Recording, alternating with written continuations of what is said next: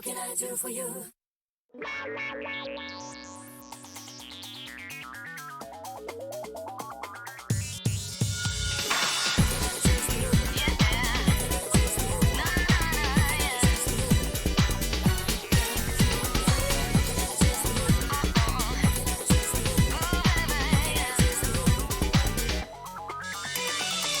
thought that I would wind up by myself. It was all my wild imagination, but I sure I am finding myself so lost. And there is a way for me to turn back.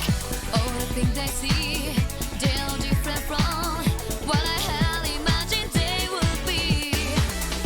Everything looks different. Now I'm getting dizzy spells.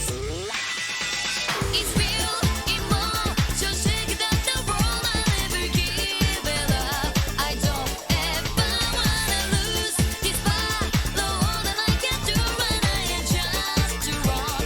And in my heart, I can hear you say that I am not alone.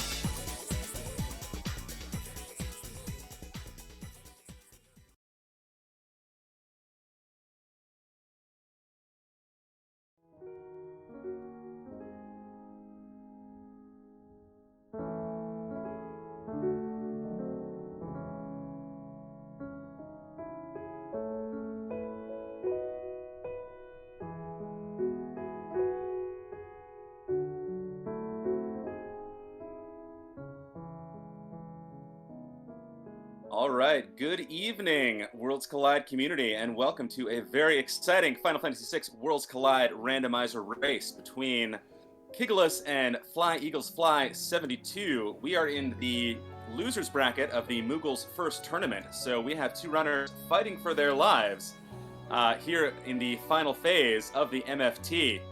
I'm Fantastodon, and joining me in the virtual commentator's booth is Saberwolf. Saber, what do we have tonight? Oh, we have a pretty good race tonight for you all. We actually have Kigalas versus Flyeaglesfly. Now, they went down last week. Flyeaglesfly lost to Gar, so Gar moved on to the second round there. And Kigalas lost to Golden Shocker. We saw them race, I believe it was Saturday night, late night Saturday night. So both of them unfortunately losing. They'll drop down to this losers bracket. And don't forget, we also got more action later on in the week, Thursday and Saturday. We got some more races for you all, so stay tuned for those. Yes, indeed, it is going to be an action-packed week on Worlds Collide Twitch. As you mentioned, many races as we are wrapping up the very exciting, very dramatic, very lengthy, and very fun Moogles first tournament. So many fresh faces here in the Worlds Collide community. We will be featuring two of them this evening, and it should be a fun one. Yep, Kigalas and Flyeaglesfly. Both races are ready to go. Indeed, We're going to give a 1 minute countdown for them now.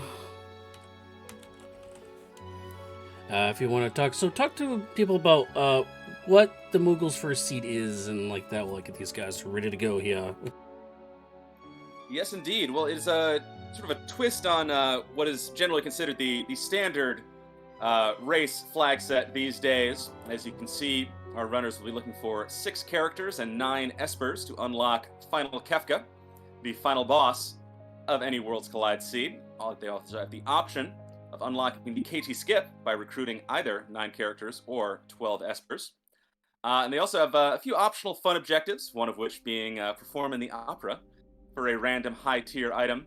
There are a few other tweaks in MFT seeds compared to quote-unquote standard races. One is, I believe, espers can be used an unlimited number of times. The Ultima spell is available, so we might get to see some fun explodey blue bubbles later on in the seed. And a few other quality-of-life things to make the seeds a little more welcoming to newer players, though, of course, at this point in the MFT, both Kigalas and Flyeaglesfly have raced quite a few seeds and are certainly not beginners anymore.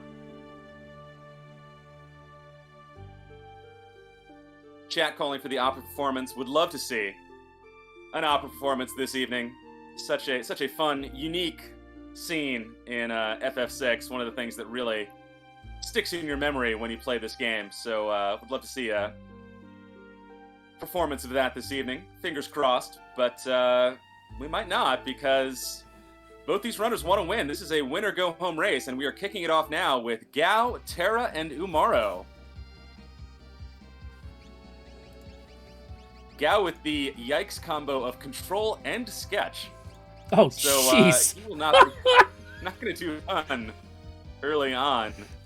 Oh. Gao, you know, he's a real feast or famine character. Sometimes he can be awesome. Sometimes it's, you know, blitz, X-magic, throw, magitech, whatever. And sometimes it's control sketch. So could be a challenging start as we see both runners heading to the Imperial base to loot the very treasure-rich basement and, of course, go on to the sealed cave. Yeah, this is probably one of the best places to get a bunch of items really fast. You get a hero ring, I see elixirs, warp stones. Pearl rod would be good if you can break down on somebody. Actually got 2 hero rings. Yeah, double hero rings and a few rods. That's not bad. Not bad. Of course, the rest of this is actually a free yes. check, though, so... With some more Free treasure, check, too. I gotta be one of the, if not the most treasure-rich checks in Worlds Collide. I mean, there are, I think, 13 chests just in the Imperial base basement, and then however many there are in the Cave of the Sealed Gate. Hey, a Ragnarok sword. That is a very welcome find early on. Very much so. Kigalas is doing the little trick there where if you push right along the bridge there, it will let you cross it as soon as it switches over. Interesting enough, in the Pixel Remaster, the remake of the game that just came out, you cannot do that trick in that game. They actually fixed that bug. Interesting. I tried it, and I died miserably, and I was like, oh, okay, that does not work anymore.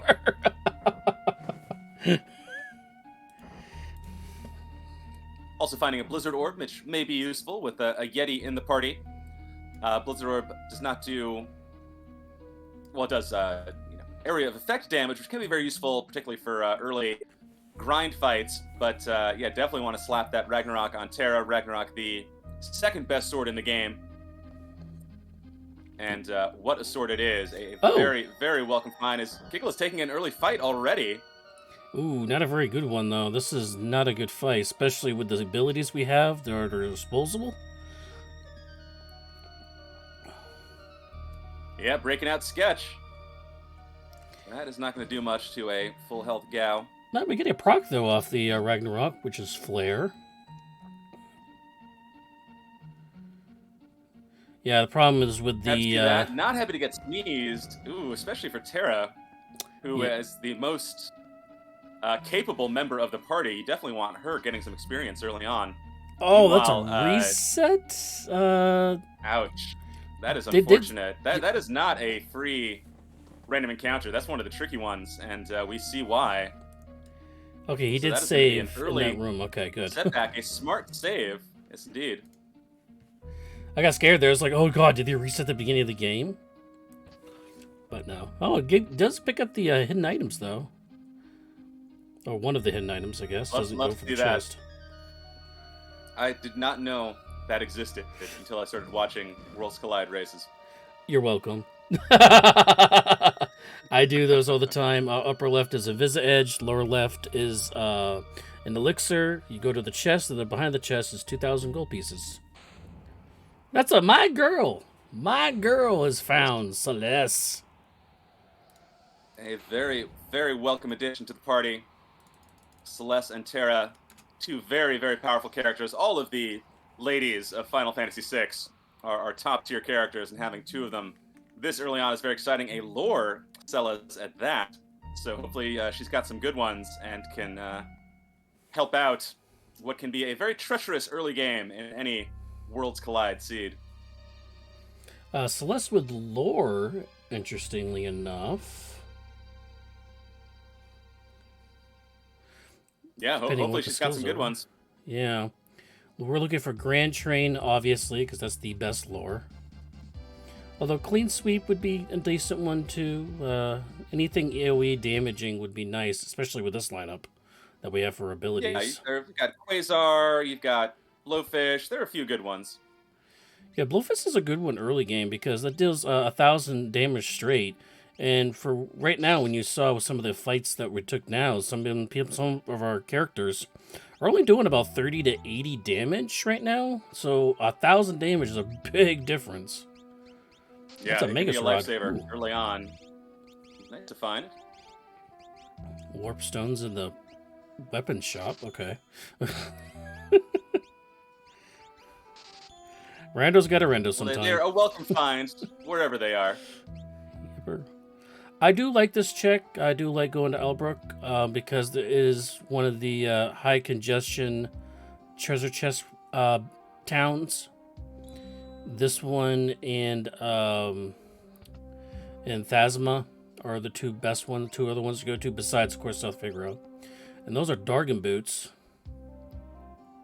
Yeah, Flyeaglesfly picking up the first Esper of this seed, paying the Send Thief for a piece of magic sight. So we'll be excited to see what that is. Always nice to have an Esper or two in your inventory before you start leveling up in case the level of rewards are useful. I like that little progression there. He went to Tizen and immediately went just north of that to South Figaro to continue looting. That was some pretty good swing progression there.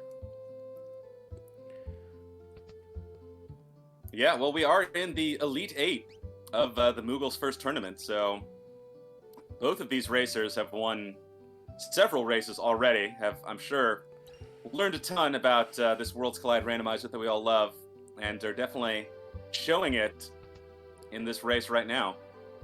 Yeah, the early parts of this series, they could have mentors walk through the game with them, but now at this stage of the game, they're in the finals, they are on their own. So they're taking everything they've learned and are now applying it, like I said.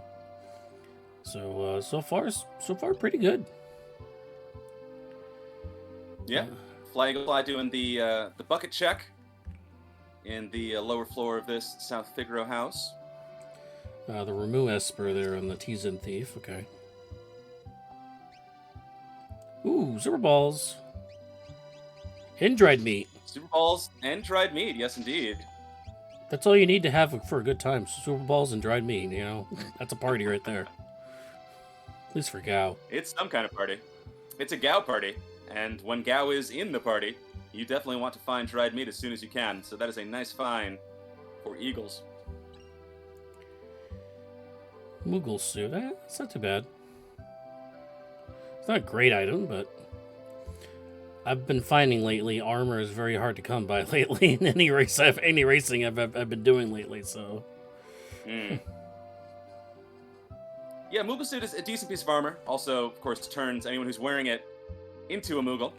So it can be a little confusing if you already have Mog in the party and suddenly you've got two Moogles. But other than that, fun visual addition. It's pretty average. That would be nice Better to have it than not have it, I suppose. It would be nice to have an Oops All Moogles. Everybody starts with a Moogle suit and can equip it. It's not a bad idea. Flyeaglesfly now heading down to the basement of South Figaro.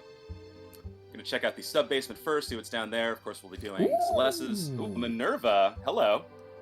Now there's a piece of armor. And $13K to buy some other stuff. There we go. Yeah. There's treasure in the basement. Also Ragnarok. finds the Ragnarok Esper. So up to 2 already early on in this seed. Can you hear me okay, by the way? Kigalas, what's that? Can you hear me okay? Yeah, totally. Okay, cool. All right.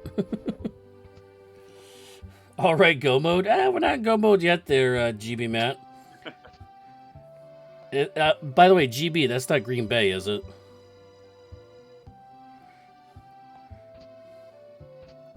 Making another football reference? Yeah, I know. Lol, no. Okay, good. Because I was going to make a Zapped reference. More shopping. Ooh, fire rods. Not getting him, though. Yeah, South Figaro, pretty stacked Figaro so far. Has Minerva, also has a red jacket down there, fire rods for sale. These are very nice early game finds.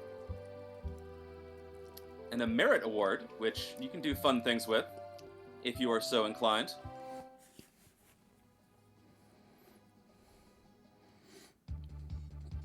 Hey, all I know is us Mats gotta stick together, that's all.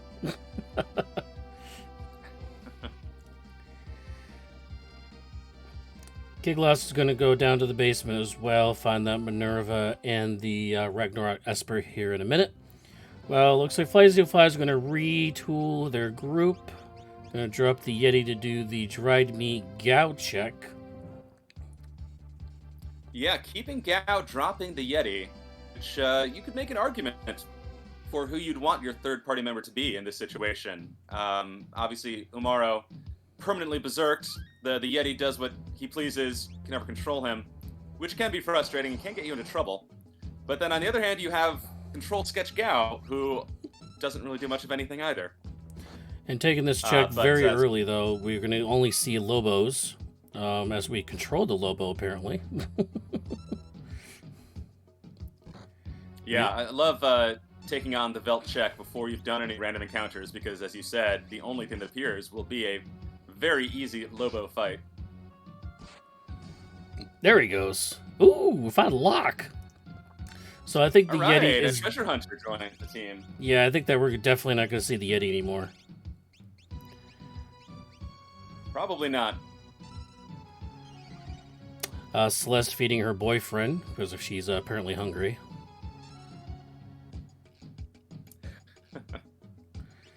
And we got a lock with... Morph. Okay. Got Morph, had some decent magic power. As Eagles is now equipping his party. Optimizing the equipment for Gao added nothing, so Gao is completely naked right now on gear. Ramu having Cure 2, Pearl, and, well, Quake's not going to be very helpful. Cure 3 and Mute, that's going to be very helpful. Yeah, absolutely. Two very useful spells. Kigalas, meanwhile, taking a different tack, deciding to take on the Opera House. Not on stage, not giving us a performance, but instead we'll be heading up to the rafters to take in a few fixed encounters and earn some early levels, those crucial early levels. And we'll see what boss lies at the end of that. Actually kicking out Gao, because Gao does not have any decent usable abilities, so we're actually going to have the Yeti in the group. But to mention the fact that Gao has no equipment to wear, while the Yetis has a bone club and snow muffler, so I guess we're going to go with Yeti because he actually can do stuff. I like that play. Gao is contributing basically nothing. Yeah. So you have to ask yourself, is a Yeti better than nothing? I think so. And Flyeaglesfly is making that call as well. And now heading into the Serpent Trench.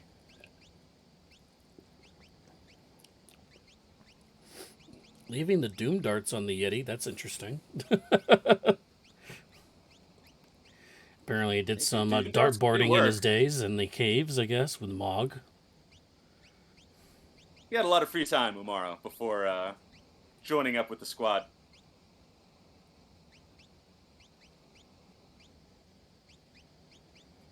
Oh, here's an interesting question that I actually don't know. Maybe some of the chat knows. Does Black Belt True Knight trigger on a True Knight proc?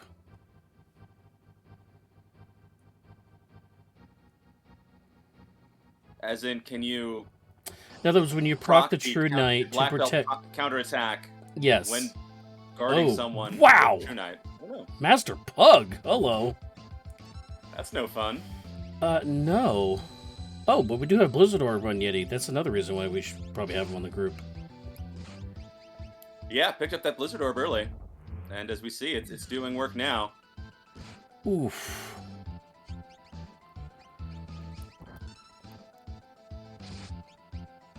Yeah, does Master Pug reward experience? I don't think so. No, don't use Pearl. That heals him. Oh, well, all that work's gonna be undone now. Oh no, it did damage. I thought it was. Wow. Okay, I thought he healed off Pearl because he uses Pearl attacks. Oh, wasting a potion Yeah, I guess there. Master Pug doesn't share the protections of normal pugs. And apparently channeling his inner Magimaster by changing his weakness. Yeah, Master Pug, not a fun fight, not a particularly fast fight, especially not with these levels. No, he has a lot of HP. Yeah, rely on Umaro and the Ragnarok swinging Terra to get the job done. Meanwhile, Kigalas finding much easier encounters in the rafters of the Opera House. Ooh, that's a wild Gaining wind that coming out control. from Pugmaster. I didn't know he could use that. Yikes, breaking out the Magicite just to Oh. deal some damage, but with the wall change, there's no way of knowing which element will affect him. Yeah, I mean, we can even break our Thunder Rod we got in our inventory because we just don't know.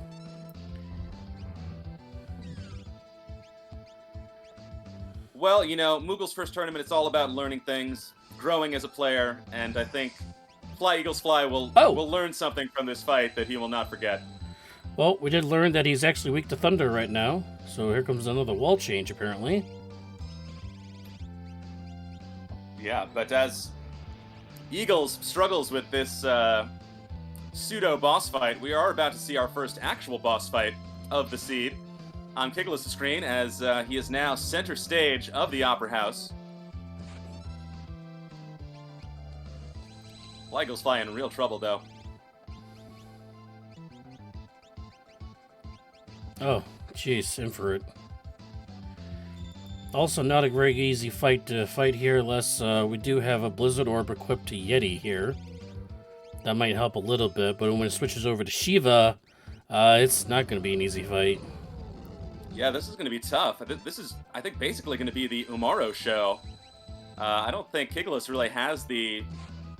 Well, obviously doesn't have any ice magic. Oh! Does have those flare procs, so we'll be doing some non-elemental damage. Yeah, coming from Terra was a decent magic power pool. I think she's like the second or third highest in the game. So it should be pretty good there. Yeah, that is a big proc. But here's the problem on Flyeaglesfly's side. He could run into more Master Pugs under this water. That's the scary thing. Right now, I would just be holding down R and L right now. Yeah, Flyeaglesfly, either unaware that you can run from these battles or determined to stick it out, is bringing party members back up. It's felt like he's committed so much to this fight already, wants to see it through, but as chat mentioned, will be very disappointed in the rewards, or lack thereof, upon beating this encounter. Yeah, it's just a Guardian, isn't it, off this? If it's the same as the chest, yeah, it'll be the Gradius and Oh, the Gradius, some Gradius, yeah. magic points and no experience. Meanwhile, Kigalas is also in a difficult battle at the moment, relying basically on Umaro and flare procs from the Ragnarok to get this done. Hey! It's a dead pug. Hey, all right, pug down. Well, Oh, good the job party to cannot Eagles escape for from sticking it out. this. Oh, he can't escape from that fight. Never mind. Hard to Really? run from. Party cannot escape. Oh. Ugh. Oh, not that this one's much better. Yeah, another tricky one. This one does have some undead enemies, so as we see, yeah, Eagles immediately reaching for those Phoenix Downs. Kigalas, meanwhile, did take down Ifrit and Shiva. We'll get not a character as a reward. Instead of Celestis being possessed instead, apparently. Oh, another Ragnarok. Another Ragnarok sword. Okay. So the ladies have a matching set of swords now. That can do serious work.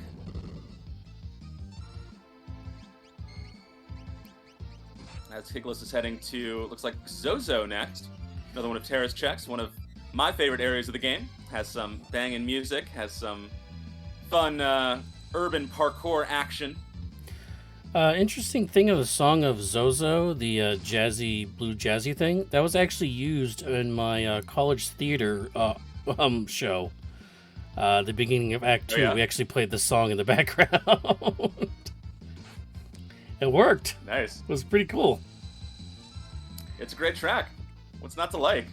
Yep. Flyeaglesfly gets that encounter done with less trouble than Master Puck, but that's not saying much. Still had some work to do there. This has been a pretty rude trench thus far. Yeah, luckily he's taken the less battles path, and that's only been 2 fights. They still have another, 2 or 3 more to go. Well, if you can make it through, the experience will obviously be a huge boon. One through the trench, one through the rain. Both of our runners, I guess, getting really wet.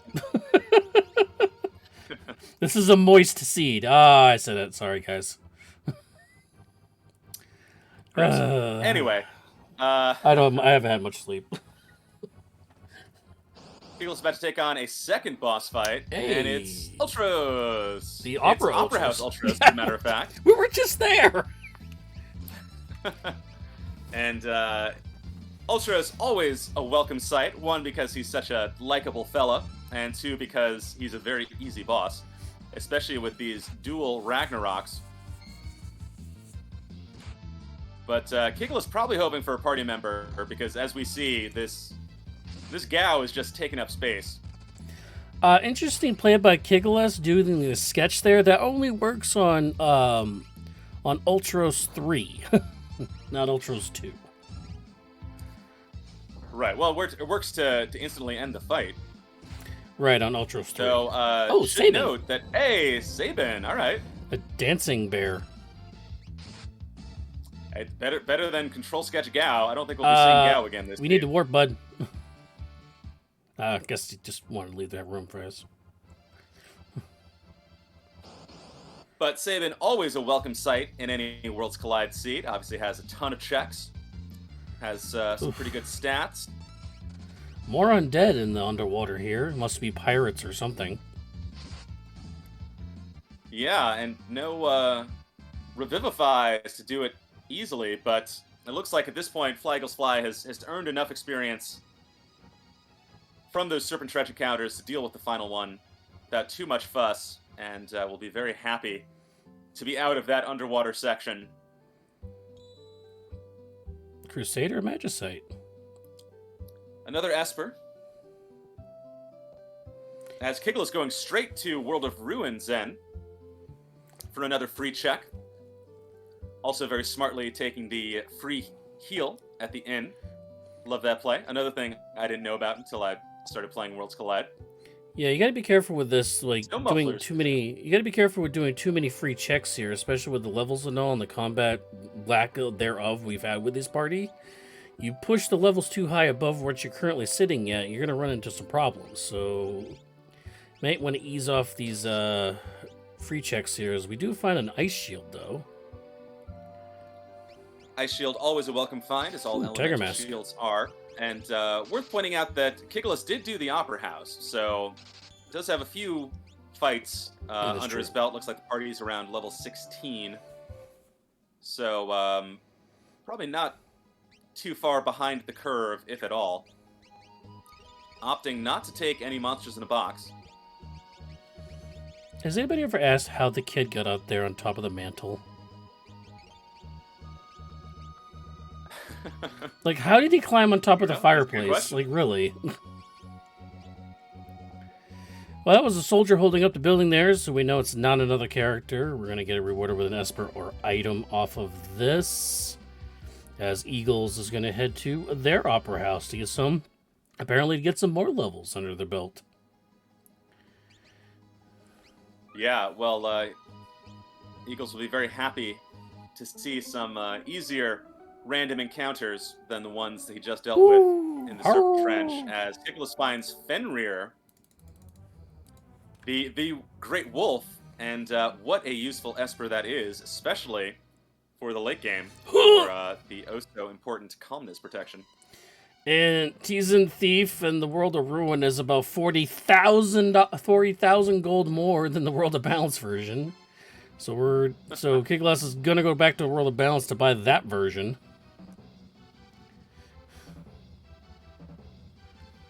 Yeah, that's pretty steep. I don't know why prices go up after the end of the world. Sounds like a profiteer to me. Kids will find a way, yes. If they are a climber, that is very true.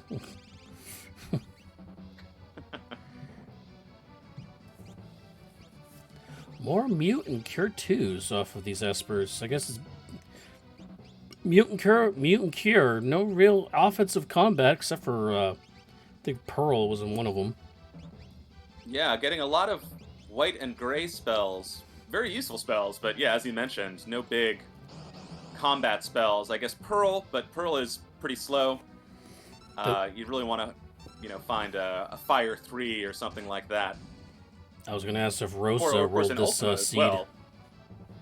The Final Fantasy What's IV's that? Rosa rolled this seed? Like, seriously. Because even Pearl is a white magic spell from her world.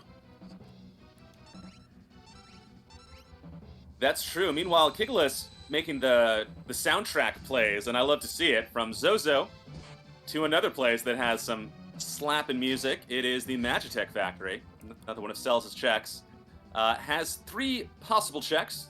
You always have the option of warping out at any point, but we'll see how deep into the factory Kigalas goes. I would pump up this track on the Magitech facility if it wasn't for the fact that Eagles is in the Opera House. If it was anywhere but the Opera House, I would do it.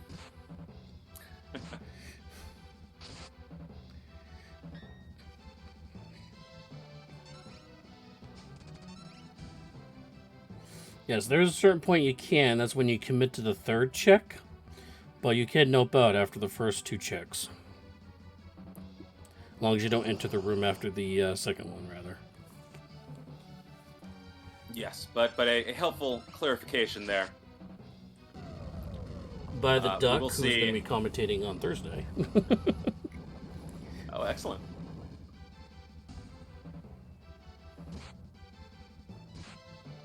So at this point, Flyeaglesfly has not seen a boss yet.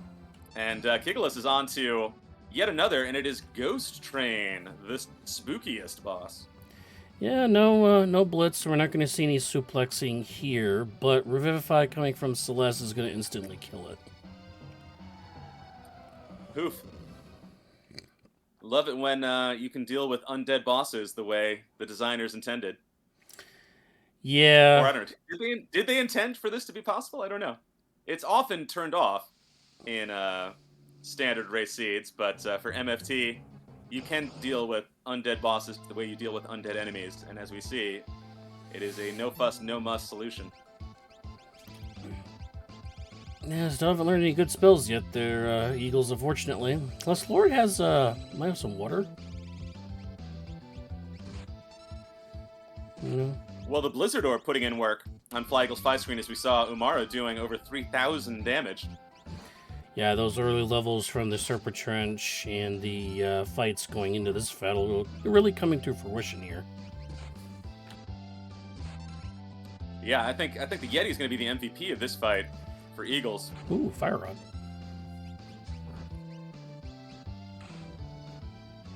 Hey, a lot faster than what a Kigalas did. Hey, always Betty on Yeti. Oh, Senor Behemoth. But we did get a Fire Rod right before this fight. So that's going to help dig into this health pool. And Yeah, I believe we that's gonna learned be a big Pearl, perk. which is going to be weak to when he gets skinned. So it should be an okay fight. When Behemoth goes to the 2nd phase, you'll be able to revivify it again.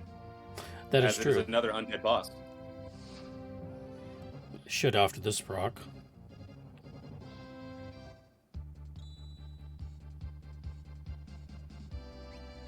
Ooh, math check here on the party. Passing it. All right. Avoids that attack. Gets to the second phase. And immediately reaches for the stack of Revivifies to take care of this undead boss. Yeah, Celeste the Exorcist, apparently. And we're seeing some fun divergence as we are half an hour into this elimination match. As Eagles picking up Locke, heading in Locke's direction. Kigalas finding Sabin instead, and taking a very different direction. So, be interesting to see when, if ever, our runners' paths overlap, as we do see that Esper does have Fire 3 on Kigalas' screen, so a very welcome find. Yeah, we've had Locke for a while. We could have done Locke's free check in the Curse Shield. Like a while ago. Shoot. That's true. Yeah, I just realized that's a lot of wasted time there if the shield's like on a low number. Ooh, wasted. This is gonna be a long check though, unfortunately. Oh boy, the piranhas. A random amount of time between, I think, 10 and 30 seconds, something like that. Back in my day when I started playing Worlds Collide, oh god, the timer here we was go. 30 to 90, and we liked it. But kids these days, no attention span. But, tell us what you did, Grandpa Fantastodon.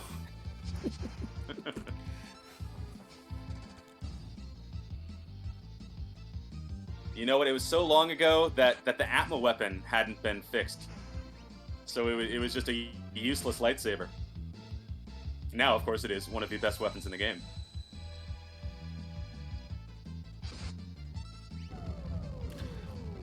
Oh, yeah, another good question. It must be just because of my sleep deprivation, I guess. I don't know. If Setzer used GP Rain on Scrooge McDuck, would he be immune to it?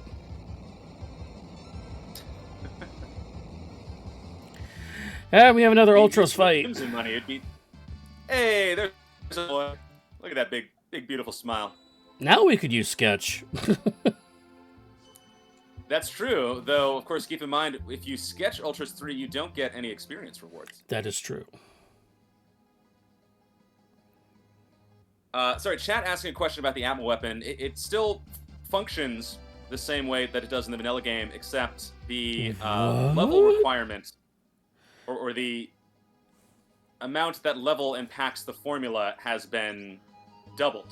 So, in the vanilla game, the Atma weapon doesn't come fully online until you are level 64. But no one gets to level 64 in a standard Worlds Collide race, so the developers changed that to 32. So now, once you hit 32, the Atma weapon is a extremely effective weapon, and one of the top-tier choices for pairing with the Offering, or really just doing damage in general. I just want to point out, Kigalas has Merton strats online 32 minutes into the race. Oh, wow. Yeah. Oh, yeah. Fenrir's got Merton. Oh, baby. Oh. Wow. Okay, so this race accelerated considerably in the last 2 seconds.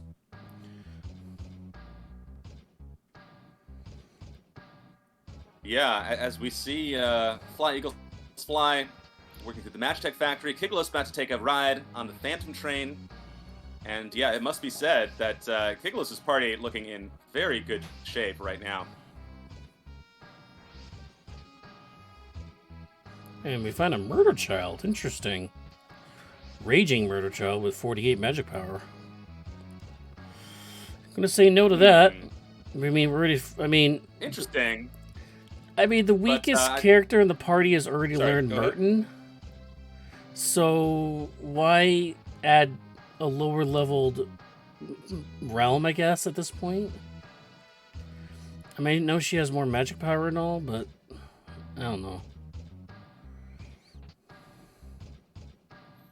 Yeah, and I like Kigalas' play here. I mean, at a certain point, it doesn't matter how good a new party member might be when the party you have is already good enough to take on every boss that Kigalas has faced thus far. Flyeaglesfly finding a flame shield, by the way. I'm not sure if Kigalas picked that up as well. No, always like because calling he did out not. the- No, because he didn't do all the extra chests here. So yeah, they're Oh, Eagles will be in a good very position nice for that find too. For Eagles, then. Yeah.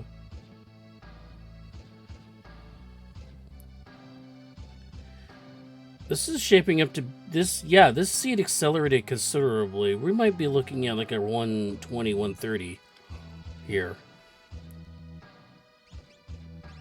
Yeah, well, looking at the requirements right now, Kigalas has 6 characters, has 5 espers, so is well on their way to the required 6 and 9.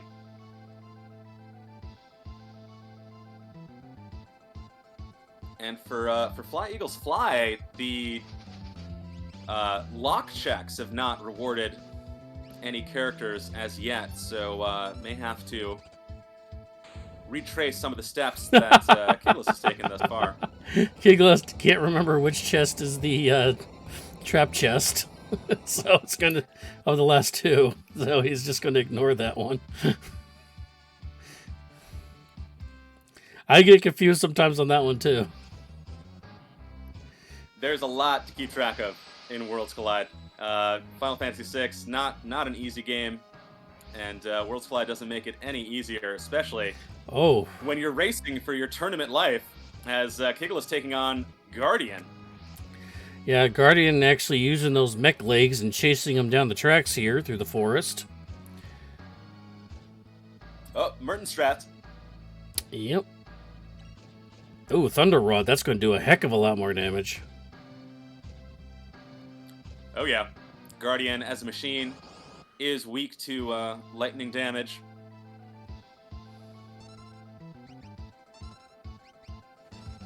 Next big hit should probably do it here.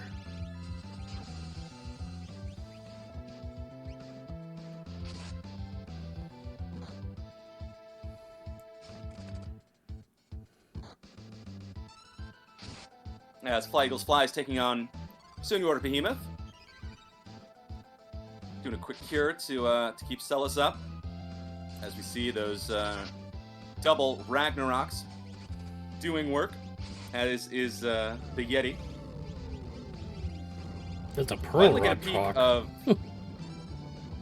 yeah, getting a peek of lore on Flyeaglesfly's screen. I don't think we've seen a lot of lore thus far. No. There was in fact Blowfish, though at this point, Blowfish is kind of past its usefulness. Yeah, that would have been a lot better earlier in the race, though. Yeah, but there's Guardian down for Kigalas. So a potentially tricky boss down. Also learns Fire 3, though who needs Fire 3 when you have a Fire Immune party and the Merton spell? And now has a 6th party member as well. Gonna do the peak of the realm check here at the Esper Cave. Very smart, knowing where to go next. You know, a peekable check at this point, very useful because Kigalas is not looking for characters anymore. Just needs 4 more Espers to hit the requirements. Picks up a nice Genji glove along the way. That is it is some not a merchant. character. Yeah. Well, if getting Esper here, I mean, where do you go from here? I mean, you don't have any major, like, multiple checks here. Except for maybe Yeti, if you want to go up the Narsh Mountain. I mean, we might just go to Narsh, so we could just do Terra's check, Yeti's check, Tritot's check. Even could do Kefka's Yeah, there are a few check more over there. of Sabian's checks as well. You've got Mount Colts. You've got the Imperial Camp. I'm just thinking what's there just grouped no. together. Like, you just go to Narsh, you could do like 3 or 4 checks when you just go just the area of Narsh on the map, you know? And the one's World Bounds, one's World Ruin, but I mean, you could finish this off by just going to Narsh. But he doesn't have That's lock, true. It'll though. be interesting to see where Kigalas goes next. Obviously, not going to have any trouble with number 24, aka Mini Master. And looks like Flyeaglesfly is going to take a ride on the minecart. So Kigalas never did the Veldet check, which was lock. Not that he really needs it now, but... Oh, unicorn. Another Esper. An excellent find. But yeah, never did any of Gao's checks. Of course, we know that the Serpent Trench is an Esper. So Kigalas would obviously be very happy to find that. Empty Esper, unfortunately. Well, I mean, it had an antidote. I mean... Yeah, not gonna blow your socks off. No. Well, Fire 2 will definitely work on this bugging fix station. Yeah, I don't know if you saw, Kigalas is decking out Celes, slapping on the Genji glove and double Ragnaroks, so she will have excellent offense as well as excellent evasion. Because Ragnarok and even more so Illumina not only are incredibly powerful offensive swords, but are incredibly powerful defensive items for all the evasion they provide. Vanilla fight for Eagles. Oh yeah, some mag rotors.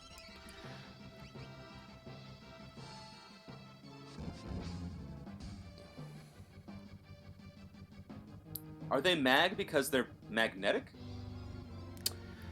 I think they're magic rollers. Oh, I guess they could be magic. Or Like magic Magitech. Yeah. Yeah, meanwhile, looks like Kigalas is following your advice and is heading to Narsh to knock out a few of the Narsh checks. I mean, it's just a good concentration of things, because, like Sabins is kind of all over the place for the rest of it.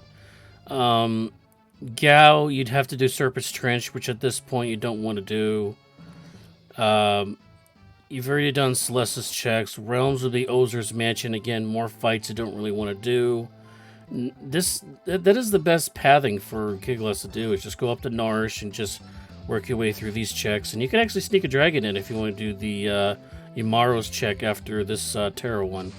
Don't know if I would do Kefka at Narsh, though, as we find a Strago behind the Yetis, so we know not to jump down the pit.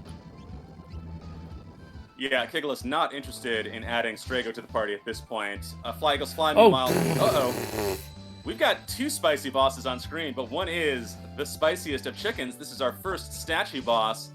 This is Poltergeist. Yeah, I don't think Merton's going to work on this one. No, indeed. Do not use fire spells on the fire statue.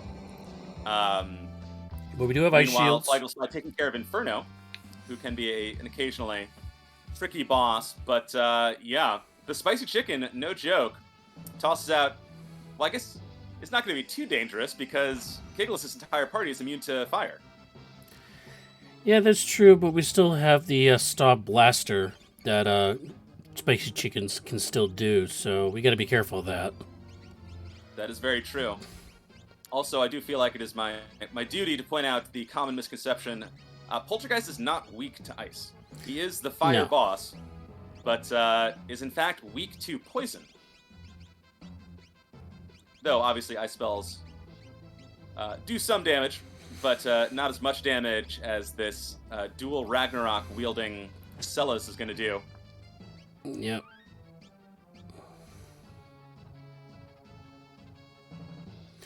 Well...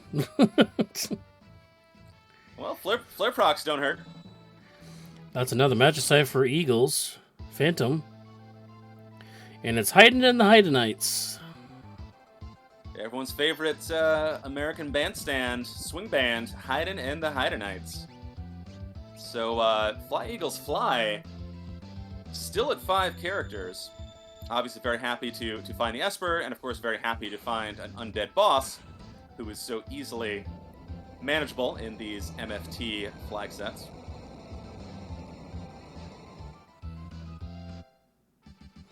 And And, Kigalas does take down the spicy chicken. That is a statue boss down. Always a load off your chest to get rid of a statue boss. You don't want to encounter those end game bosses in Kefka's Tower when you don't have a full party. Sometimes bad things can happen. And it is a dead check. Oh, that's So a disappointing. Valiant Knife. Yeah. Well, we have Lock. Oh, we don't have Lock. Kigalas does not have Lock in the group. My Kigalas bad. does not have lock. But, ooh, Sabin can weld it. Can't equip it. No offering to really supercharge the Valiant Knife, but Valiant Knife is an extremely powerful and useful weapon, so nice to have, but not as nice as the Espers that Kigalas is so desperately looking for. Meanwhile, Wow. is Flyeaglesfly making a Elite River play? Yeah, I would definitely do Phoenix Cave before I even did this. We still got Phoenix. He still has Phoenix Cave on the board as a check that they could do. I would definitely do that before doing Elite River. That is true, as the Kefka and Narsh check is not a character, so Kigalas going to go for that. Oh, Realm getting substituted in for the Yeti now. Kind of a late substitution. I guess finding Merton, I guess they just wants to get her on board now, maybe. Yeah, if you're going to rely on Merton strats, why not bring in the character with the highest base magic power in the game? Yeah, but Merton's not going to get you all the way across the line, though. You still need other things like the Valiant Knife and the Celeste with the double Ragnarok to get through, like, Girl and such. So. That is a good point. But yeah, it looks like Kigalas is making the call. Umaro is out. Flyeaglesfly is making the call. Taking a rafting trip down the white water of the Elite River. He does have, Kigalas does have a plus 50% HP Esper. I would slap down on Sabin right now to get that HP up. If he's really going to weld that Valiant Knife. Yeah, obviously, more HP the better. Meanwhile, Flyeaglesfly doing it for the fans, doing the Elite River, running into a Mad Oscar, which can be scary. But Eagles has the firepower to take care of that, and of course will reap the experience rewards from all these random encounters. But this is, if not the slowest check in the game, definitely one of them. Also, shout out to Kigalas making the soldier skip at Kefka Narsh. Love to see that. I think it showcases how far Kigalas has come as a runner here in the Moogles' first tournament. Not bad, and we're going to see the Kefka bus fight. It is Poombaba. Poombaba. Big old slab of HP. Poombaba. Yeah. Big boy who always skips leg day. I don't think Merton works on him, does it? Casts bolts, absorbs lightning. So, yeah, Merton should work. Should work. But of course, dual Ragnaroks also work, and they are doing work, especially with the flare proc.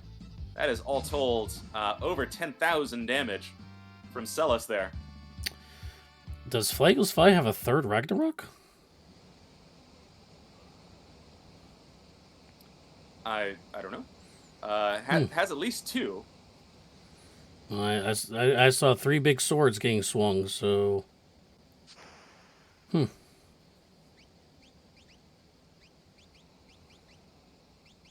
Well, maybe he'll do some inventory management and we can get a peek. Obviously, more Ragnaroks is better.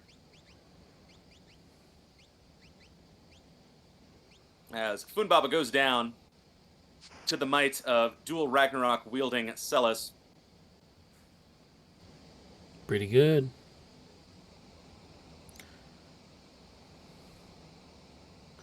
And she learns a new dance in the snow as we reveal a dead check. Well, I guess my suggestion was out the window. Why'd you listen to me, huh? Why'd you have to listen to me? That's tough for Kigs. Dual dead checks in Narsh.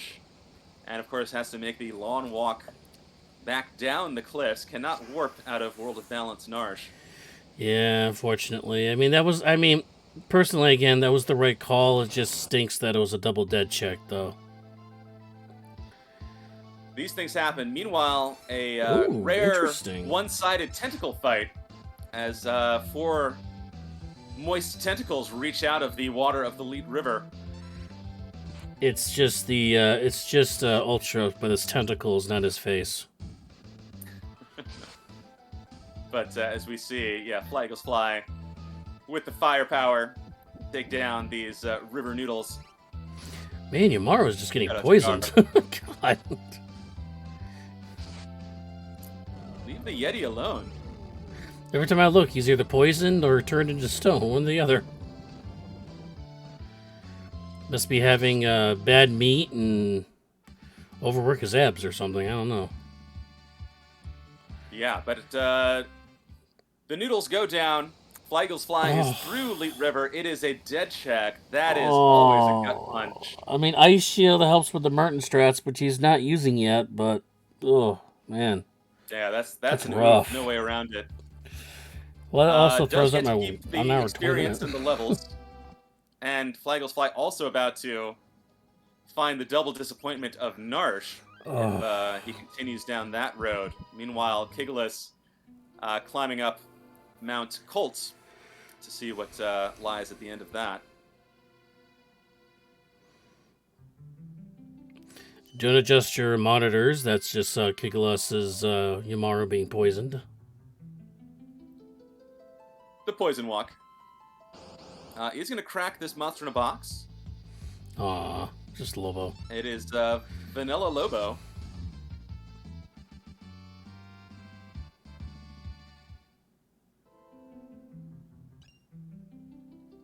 Ooh, Mega's hat. Okay.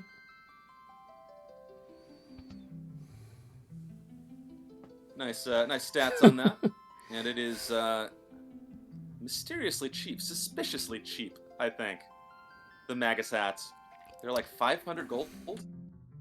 Meanwhile, Kigalas trying to collect the whole set. This is the 3rd Ultros encounter. Looks like Ultros 4? That needs to be a objective, like hit all 4 Ultroses and you get a special prize for it. I've always thought that. I think it's sometimes, you know, for community races, we'll do dragon hunts. I've always wanted to see an Ultros hunt. Can you collect all 4 Ultros fights?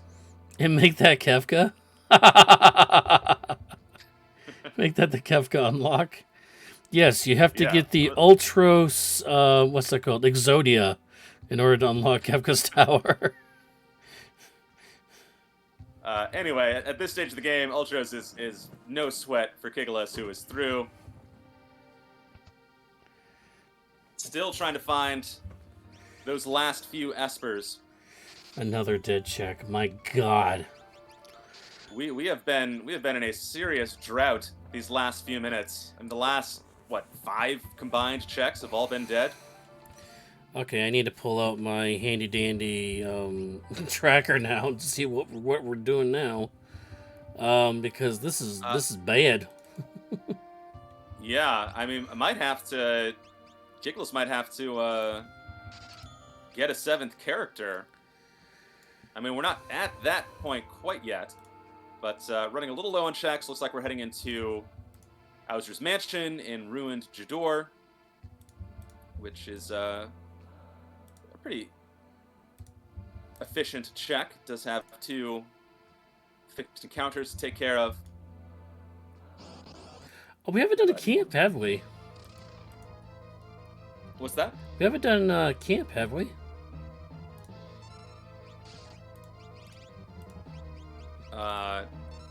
The trooper, the camp outside of Science. Oh, the Imperial Camp. No, Kigalas is not headed to the Imperial Camp yet.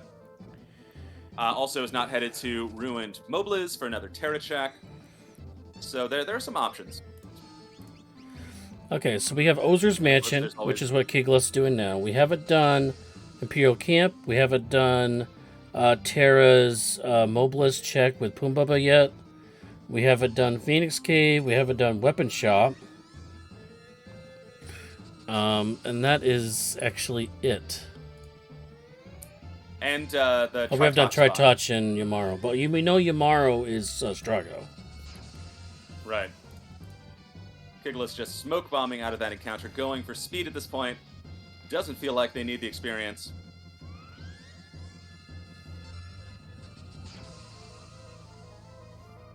Going in the correct door. Again, game knowledge at work. Love to see it.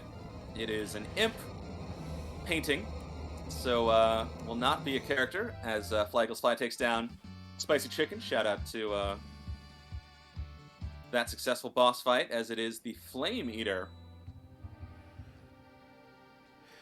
Well, Flyeaglesfly does have Lock on the team, so that's going to be an easy slap on Valiant Knight for them. Is unfortunately, for our knowledge, is going to do the Kefka and Nars check, which we know is a dead check. It's going to be another Ice Shield, I believe. Yes, or whatever indeed. it was. But yeah, but okay, so Kigalas hasn't found Lock, and Flyeaglesfly hasn't found Sabin yet. So each of them are going to be going either to the Valdette or Sabin, Zozo's Tower. Yeah, Flyeaglesfly still with a few more Terra checks to work through. As he said, hasn't done Zozo, hasn't done... Oh, neither of our runners have done Moogles. No one has done Omaru's checks. Ooh, Gollum. The Golem Esper, a very, very useful Esper. Very welcome find, And of too. course- Yeah, haste too. Yeah.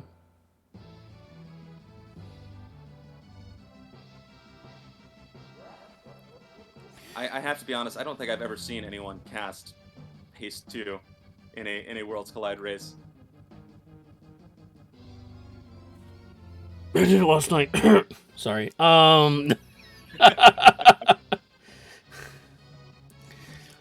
Speaking of shoutouts, let's give a shout out to our resident professional tracker, Ceiling Cat, who's lurking in the background. Always does a great job with the spreadsheet and the on-screen tracking and scoreboards. Absolutely, Ceiling Cat, our tremendous tracker, and shout out to you, Saberwolf, pulling double duty this evening as a commentator and as the restreamer. Doing great work, the hard work to make this happen. Oh yeah, And definitely. of course, shout out to our runners as well, Kigalas and Flyeaglesfly72, putting on a great show for us this evening. As you see their Twitch handles in chat, give them a follow if you're so inclined. Ooh, Eagles They are, missing the pass-through. Is going to have to do the extra 3 or 4 fights here. That's always tough. Kigalas making the being a smart shopper, heading to Balanced Sen to pick up the Esper from the Thief. It is much less expensive and balanced than in the World of Ruin in this particular seed. Okay, so they're sitting on the That is- hill right now. I'm looking at their tracker right now. He did not do Magitech Facility 3, which would have been his 9th Esper. He noped out of that. It's true.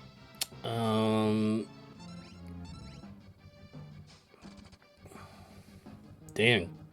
I don't know where to go for him. Well, But Moogles he you is can going to keep, peek this, yeah. which is nice. And then there's always the auction house. I mean, I personally am not a fan of the auction house just because it's so frustrating to keep getting the wrong things. Oh, you're not going to take Mog away, are you? No, little girl. I think Mog is staying with you. No, Mog's going to keep Ridiculous, dude. making babies, apparently. Wait. Who Well, can no, resist the Mog's Moogle? the Nobody can resist the babysitter. Moogle. Especially in the Moogle's first tournament. Yeah, you wouldn't take Mog away in Mog's first tournament, would you? Not the mascot. Golly. Oh, World of Ruin. So it looks like we're going to find a Tri-Touch check here. We know that Strago is behind Yamaro. And we definitely don't want any part of their checks. Yeah, but Tri-Talk is available. Also has the option of taking on a dragon to supercharge the levels Yeah, this is a good play here. I mean, even if you don't get even if this Tritox check is dead, I mean, you can still get some progression of leveling and stuff off the dragon, so there's not too much of a downside here. Yeah, no, absolutely. It's a good play. Coming up on 1 hour into the race, I want to remind everybody, if you can run your own seeds and flags and create your own sets and everything, you head over to ff6wc.com, and you can also find a link there to our Discord. Ask a question if you want to learn more. Don't be afraid. Somebody will always be there to help you out. Yes, indeed. A very, very friendly community, very welcoming community. Oh, and it must be said, an incredibly modular randomizer, the Worlds Collide randomizer. You can do so many things with this this very fun randomizer. Really make the seed you want to see. Not to mention the wealth of sprites and palettes to customize your characters. Such a fun randomizer for such a fun game. Celeste giving the Red Dragon the cold shoulder here up in the snowy mountains of Narsh. See if we get any good items off this. Scimitar and offering. There's the offering for the Valiant Knife. That is a very, very welcome find for Kigalas to pair with the Valiant Knife. Suddenly turns Sabin into one of the most powerful members of the party. Not equipping it, though. No, heading straight to the Tritox spot. They're in the zone. Well, you know, the hardest boss of Worlds Collide is the menu boss. The less time you spend in the menu, the better. And Welk is not going to put up much of a challenge. Yeah, speaking of hard bosses, nope, this is the easiest boss. Well, unless you count Leader as a boss, which I don't. Yeah, true. Looks like Flyeaglesfly is going to follow right behind Kigalas, but is going to have the option of doing the lock weapon shop check on the way. So this is an extra little possible Esper here. No, another dead chick with more snow mufflers. That's what we want to see. Snow muffler Genji glove. Yeah, gotta go with the glove on that hey. one. But yeah, a dead check. We got our Esper. All right, that is 6 and 9 for Kigalas, and that is go mode. Final Kefka is unlocked. Kefka's scared, can't believe it, because he knows what's coming. Kigalas is coming with dual Ragnaroks, with Valiant Knife offering, with Merton strats at the ready, and I think has everything you could want to take on the final dungeon of this game. But is going to go over to the Opera House Dragon real quick. On that note. Well, why not? Grab some more levels. Really lock it in. Well, we did find the offering with the Valiant Knife now, so we do want a little bit more HP and some levels on Sabin to create that more of a gap there for the percentage damage of HP lost. Yeah. Meanwhile, Flyeaglesfly skipping the dragon, going straight to Tritox. I guess really focused on getting checks done. Doesn't want to be distracted by dragon fights. Well, I mean, you know Strago is behind Yamaro, although he is looking for a 6th character, come to think of it. You want to do this check first, get the Esper, then do the dragon fight in case it's a good spell set on there to actually learn all the spells you want to do, and that's a very quick Welk fight. Yeah, high Welk by Welk, as Kigalas runs into a spoonful of vanilla dirt with the Dirt Durgan.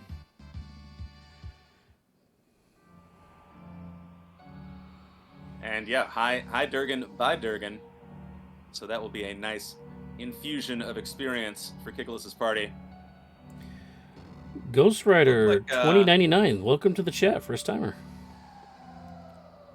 Nice, welcome. Genji glove. Like we needed it. Is that the third Genji? It's like the 4th or 5th, yeah. Yeah, no, the seed has been lousy with gloves. Ooh, not enough weapons to make use of it. Random chest check for Eagles finding the Mega Elixir. Hello. Love to see it. Always such a load off to have a Mega Elixir in your inventory for the final battle. That's going to be a KT entry for Kigalas at 104.52. Nice. Will be interesting to see how he splits up his party. As we find a very heavy stepping Strago coming out here.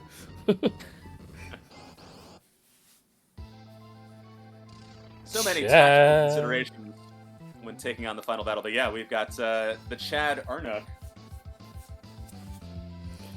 Chad Arnock? Chad Arbuckle? Garfield? Huh? What? Chad Arbuckle. Chad Arnook, of course, one of those bosses, more annoying than difficult. Have to wait for the demon form. One of the many quality of life improvements Worlds Collide made is making Chad Arnook go to demon form much faster and much more often. Also, love to see Umaro still doing work in Flyeaglesfly's party here, an hour and 5 minutes in. Ian said that, oh, never mind. Celeste is a Moogle. Never mind. The Moogle suit, it's tricky. Yeah, it is.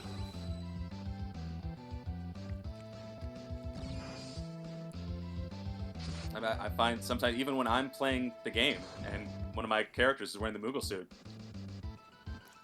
you know, I'll be like, who is that? When did I find Mog? Kigalas is one of her carries, I guess, is going to be Celeste going the solo route on the right. It's going to be met with, oh, Doom Gaze. You do not want to see level this check. one. All right, passes the level check. Does have the dual Ragnaroks doing great work. Does have to watch out for Doom Gaze's Doom spells. Yeah, just straight up Gao's Doom. role Yeah. in this is going to be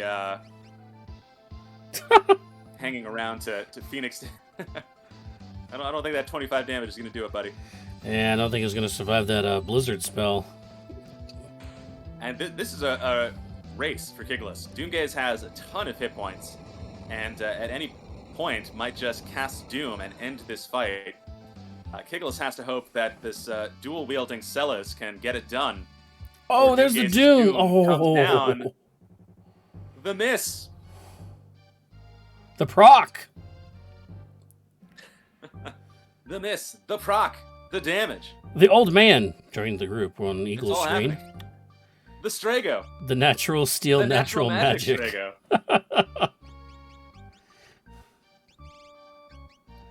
Doomgaze down. All right. So Kigalas Yay! gets through that fight, which could have been scary. Didn't save afterwards, though. I would have saved after a Doomgaze fight. Just charging ahead. Oh, apparently, the Crusader, I think it was, has stop spells. That'll be helpful for later on. So we got mute, we got stop, we have. Did we find any? We found Doom, right? We found Doom spells. Possibly. I'm not sure. Or X zones. I think there was some X zone. Okay, so and we also have Fenrir, Golem, Unicorn. So we have all the tools you really need for Kefka's tower fight here. Oh, Eagles fly. Yeah. Auction house play. At 6 and 7, 2 Espers in the house could do it for him.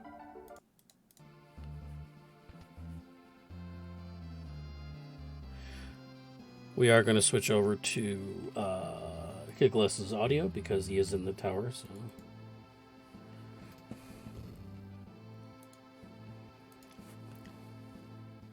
A flail. Yeah, for sure. Must be said. Kigalas with a big lead at the moment. Flyeaglesfly really gotta hope the auction house is kind. It so often is not.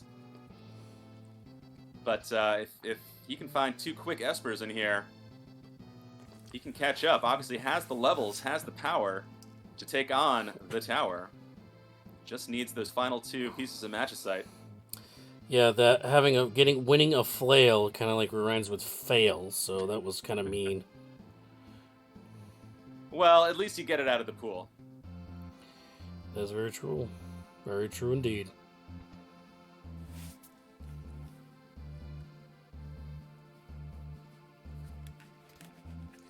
Meanwhile, Kigalas is working through the 3 switches, going to push some 4-ton weights around like they're nothing.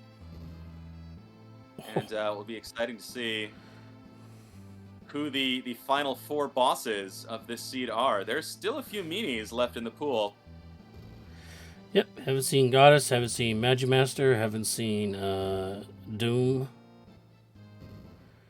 And on the flip side, haven't seen the 4th Ultros yet. Can yeah. Kigalas collect all of the Ultros Infinity Stones?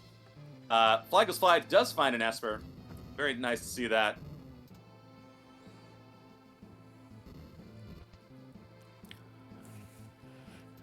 Switch 1, 110.50.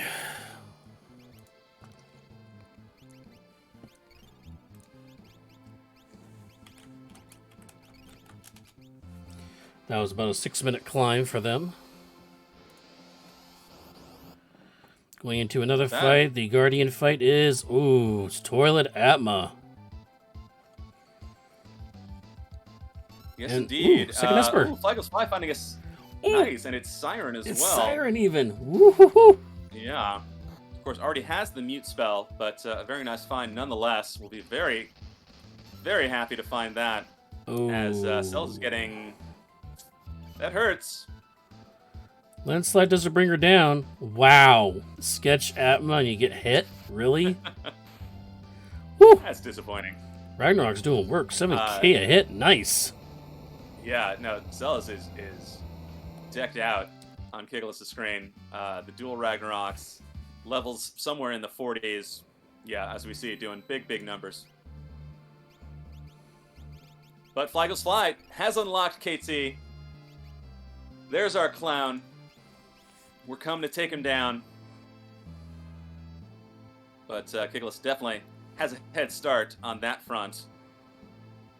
Checking the validation chest. Love to see that. Appreciate you validating your seed, Kigalas. And it's Narappa the Rappa. Where are they going?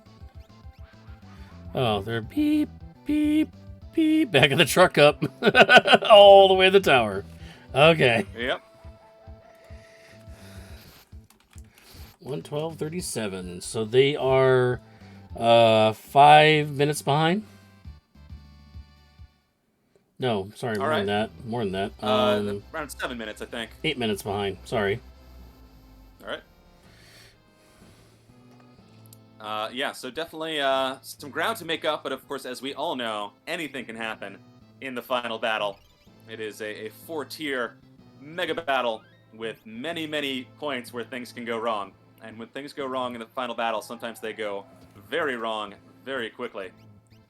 So we will get to see here in the end game how both our runners navigate the very tricky and very knowledge-intensive final battle. These runners in the Moogles' first tournament are going to showcase what they have learned thus far in the MFT.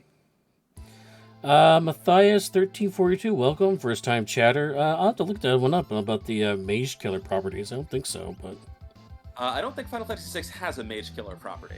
No, well, it has think, it does have a Manhunter, which has human killer properties. Oh, we find a dragon horn to go with the dragon boots we found all over the place. Kind of late though. A little late to put together a Dragoon build, yeah.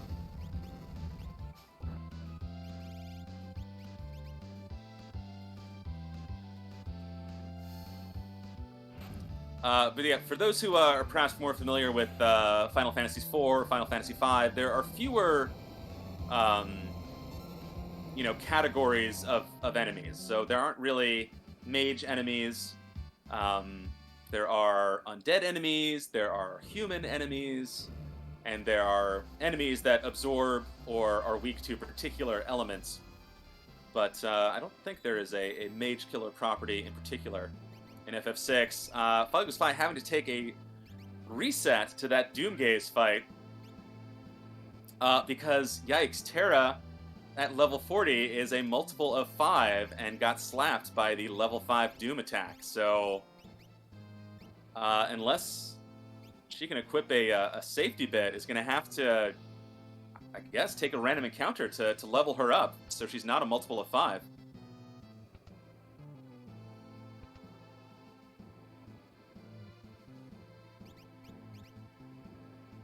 Running into some Chicken Lips, one of the weirder enemies in a game that, it must be said, is full of weird enemies. And, oh my goddess, it's a goddess. Oh, and a vanilla goddess at that. Vanilla goddess, okay.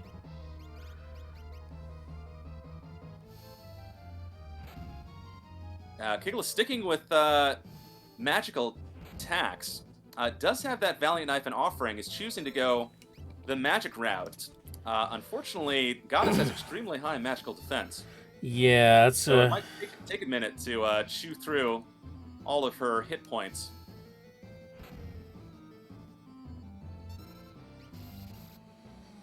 Okay, now after taking some damage, let's see if they'll use the Valiant Knife now.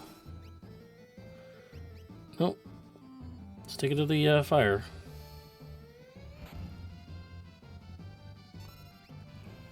Yeah, well, you know, if you're casting magic and you're not using the fight command, you can't be love tokened, so that's nice. So Kigalas perhaps playing it safe is going to want to heal up the party if they keep taking hits from Goddess. I believe Offering gets Meanwhile, around yes, that. That is true.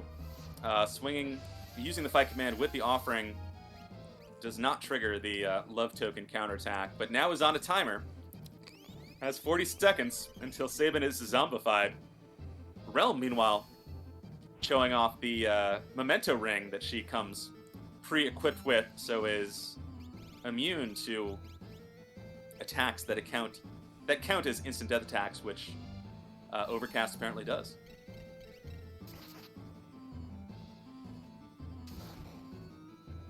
But yeah, as we see on Kigalas' screen, with the extremely high magical defense Goddess has, even these Fire 3 spells not doing a ton of work. Flyeaglesfly, meanwhile, back for another encounter with Doomgaze. Has leveled up Terra, is not a multiple of 5. Also has a Ragnarok to swing.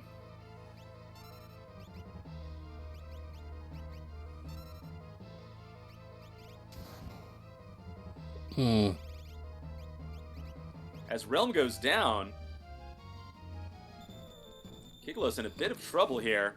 Sabin is on a clock. Realm is back up, but at very low HP. And back down again. Clearly is, yeah. This is looking grim. Has no way to mitigate that lightning damage. We haven't found any thunder shields or anything like that, so... Speaking of grim, we have a Yeti constantly healing Doomgaze with his Blizzard Orb. Oh no. So prolonging this fight as well.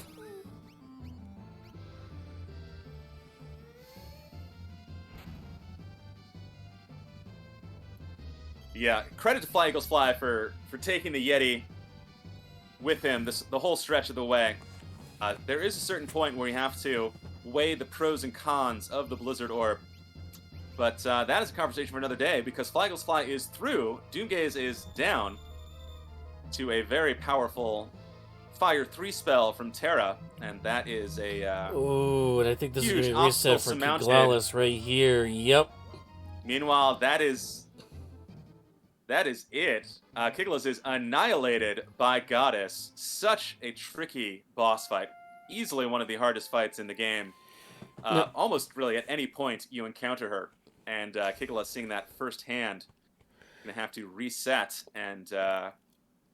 Also, I want to see off this reconfigure. reset. I want to see off this reset that he splits his party into second and third positions to split them on either side of Goddess, because that would also be helpful in this fight as well. That is true. Yeah, Goddess is in vanilla is what's the opposite of a pincer attack? Um, but yeah, if you put your party members in the correct positions, you'll have one on either side, meaning she can only really hit one of them at a time. Would also love to see Kigalas make use of that offering, but is not interested in Valiant Knife offering combos. Instead, is slapping a safety bit on Sabin to avoid the overcast. Yeah, and is also going didn't split to, the party either. Yeah, it's just going to continue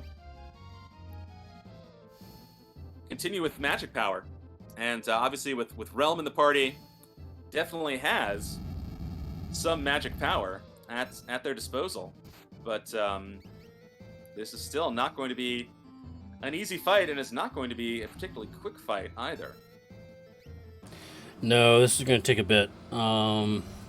But again, Flyeaglesfly, starting 8 minutes behind here, does have a chance to catch up now, depending on how they handle this fight. Absolutely. Now, yeah, this Flyeaglesfly, is of course, the... did have that speed bump of the Doomgaze death. Had to grind a little bit. So this would be group number 2 here for this fight. So there'll be Terra will be facing off with this fight. No, it will be Celeste. So his Celeste will be facing off in this Goddess fight. So it might be at an advantage here because of that. That is true. As Chad is pointing out, Goddess has extremely high magical defense, but is fairly weak to physical attacks. So, yeah, swinging those Ragnarok swords can definitely put a dent in her pretty quickly. Yeah, and not using this VK is also wearing Kiggles down here a little bit. Yeah, but as long as Kigalas has ethers, this is a winnable fight. I mean, the safety bits and memento rings will avoid overcast, so there's no timer on the fight.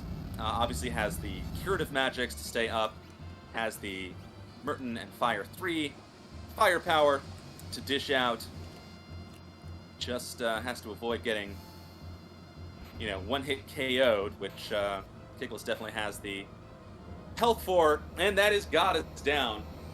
So that is a second statue boss down. A very, very tricky fight. So good job for Kigalas getting that done.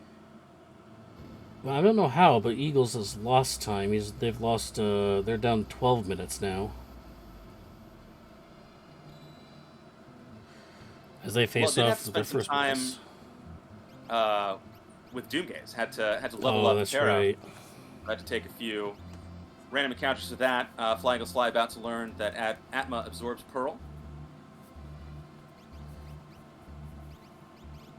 Atma, the toilet Atma, as we affectionately call him, absorbs all elements except for the big 3. So it's kind of tricky because most elemental attacks are fire or ice or thunder. And those all work on Atma, but all of the other ones, wind, water, pearl, are absorbed. And unfortunately that includes Merton, because Merton is a fire and wind attack. And in FF6, if any element is absorbed or negated, the entire attack is absorbed or negated. But Flyeaglesfly has figured that out and is dealing with the encounter fairly well. Meanwhile, Kigalas is about to take on the final battle. There is the perfidious clown, Kefka himself. And it will be very exciting to see how Kigalas works through the very difficult, very lengthy, very complex final battle. Well, we have the right tools for it, as long as we quit the espers for it and learn some of the X zones and mutes and stuff. So right now we're going to see an X zone or a shout or break. Break will work too on the long arm, turning it to stone. Yes, indeed. Boom. There we go. And we got the All Fire right, that 3 is for the head. 1/3 of this fight down. We deal with Face next, who is weak to fire. So Realm, the magical murder child, doing big numbers with those Fire 3 spells. Sabin doing a little less, but doing respectable numbers. Now, Merton will work here. Merton will do more damage to the head than the fists there. But you do still run the risk of killing the fist first. So it's kind of a personal preference thing here. Yeah, absolutely. Pulling out Golem early on, very smart to deal with the physical attacks of Tier 1, who is primarily a physical attacker. And in this particular flag set, the Moogles' first tournament flag set, you can summon Espers as many times as you want. So why not make use of that? Very smart play by Kigalas, who is having a very smooth run through Tier 1 of the final battle.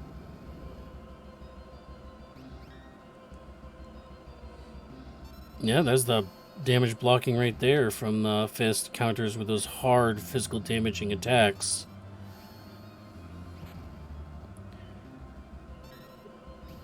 And that's into Tier 1, moving on to Tier 2. All right. Tier 2, arguably the most complex of the 4 tiers, has a few moving parts to it, has 4 enemies, one of which is vulnerable to instant death, one of which is vulnerable to mute, and 2 of which you just have to deal with the old-fashioned way. I often find when things go wrong in the final battle, they often go wrong in Tier 2, as poor Realm immediately gets imped. That imp opener every time. But we do have Tiger, who's weak to ice on the bottom there, and Hits is also weak to stop. So we can actually stop them from progressing or hitting us throughout the whole thing, too. So really, you can mute magic, auto-kill machine, stop Bluey, so the only thing that's going to hit you is really Tiger, who's weak to ice. So once you kill Tiger, the rest of this fight is pretty easy. I had no idea. Today I learned. You still have to reapply stop, though, because stop does wear off after a while, though, so... Sure. But clearly, Kigalas knows what's up in Tier 2, as we saw the X Zone to take care of Machine, the Mute on Magic, Northern Cross coming out with my favorite line. Oh, no one got frozen, so we didn't get to say you'd best be frozen. Shout out to Bacon 1207, first time chat. Welcome. Right on. Welcome indeed, and welcome to a very exciting conclusion. Well, not quite conclusion, but we are definitely in the end game as Fenrir comes out for Kigalas. By the way, on the other side of the screen, Strago, 35 HP left, getting through Air Boss by themselves. Oh, Strago. Whew. Strago the hero. Let the old man work. Kersley saying that was a clutch tri-touch cast there out of the old man. Yeah. You know, he's a mage warrior from a long line of mage warriors. He's got stuff going on. He knows what's up. Now we do have the Fenrir Esper online, so 10 hits is just going to whiff all these attacks to the whole party.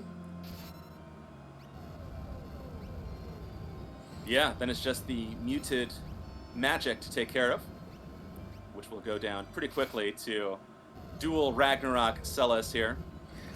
Now at this stage, because you have a muted target who's not really going to do anything, this is where you want to heal up, get your magic points up again, and get ready for the second half of the series of Kefka fights here. Yeah, double proc, double rainbow there. All across the sky, yes indeed. Yeah, this is the moment to catch your breath.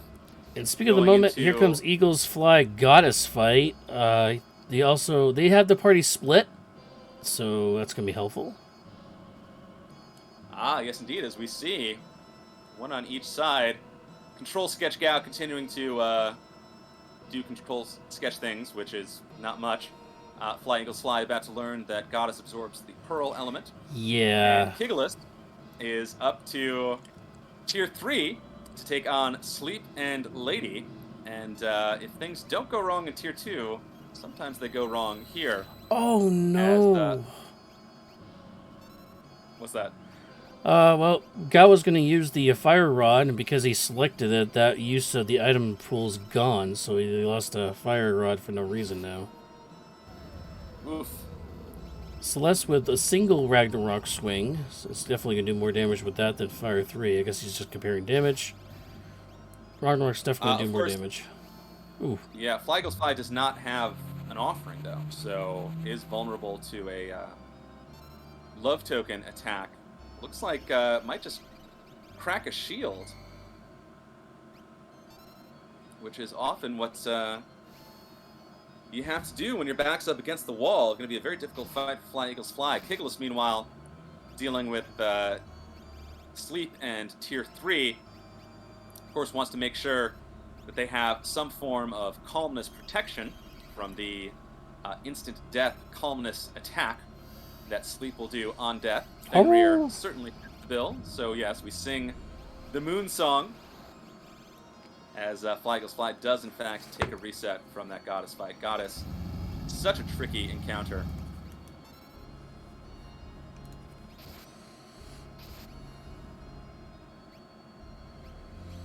Yeah, well, Sleep's about 2 hits away here from going down here.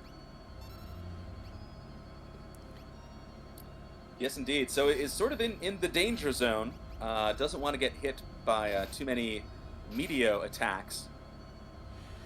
Oh, but in fact does avoid them. Yep, there we are. And with the image status from Fenrir, avoids the calmness attack and is heading up to the final tier with a full party, having braved the gauntlet of the first 3 tiers of the Mega Battle. Kigalas is ascending to the clouds to take on the Mad Clown, the man who destroyed the world, the final boss of FF6, descending from the heavens. It is indeed Final Kefka. Now, Kiggles does not have the Mega Elixir that Flyeaglesfly has, as Cal goes down again trying to cast the Fire Rod.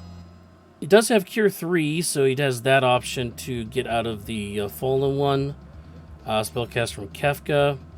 But we can pretty much just power him down from here, but Realm actually needs to pop an Elixir. Well, want to wait. Don't pass the Elixir now, because you're just going to get all your health back and MP back anyways when you do Fallen Ones, so I would have held off on that. No, chucking an X-Ether instead. Yep. Very smart.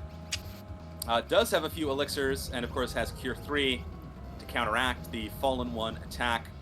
Of course, does have dual Ragnarok Celis, who has continued to put in great work throughout Kefka's Tower. Sabin casting Merton. You don't always see a, mage Sabin in a seed, but Kigalas has definitely made it work. Of course, now's the time to crack those elemental shield. Cracking that before the proc. Nice.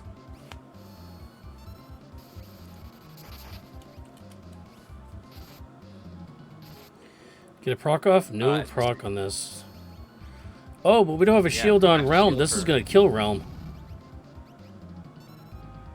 Oh, 22 HP left. Well, this is going to kill Realm anyways. Ooh. Yeah, here comes the Goner attack. Definitely one of the coolest looking attacks in the game. Is not necessarily the most dangerous, but will do enough to take down Realm. Ooh, pretty decent amount for the whole party, too. Yeah, no kidding. No, you have Valley Knife on him. Just swing it. Oh. We'll have to ask him after the game. Bring Realm back up. Curing the party. There is an argument to be made to sort of go all out with offense, but Kigalas is playing it safe. Of course, doesn't know that they are in the lead, but is doing what they can to keep the party up, avoiding the counterattacks. You know, the worst thing you would want at this moment is a counterattack, ultimate attack.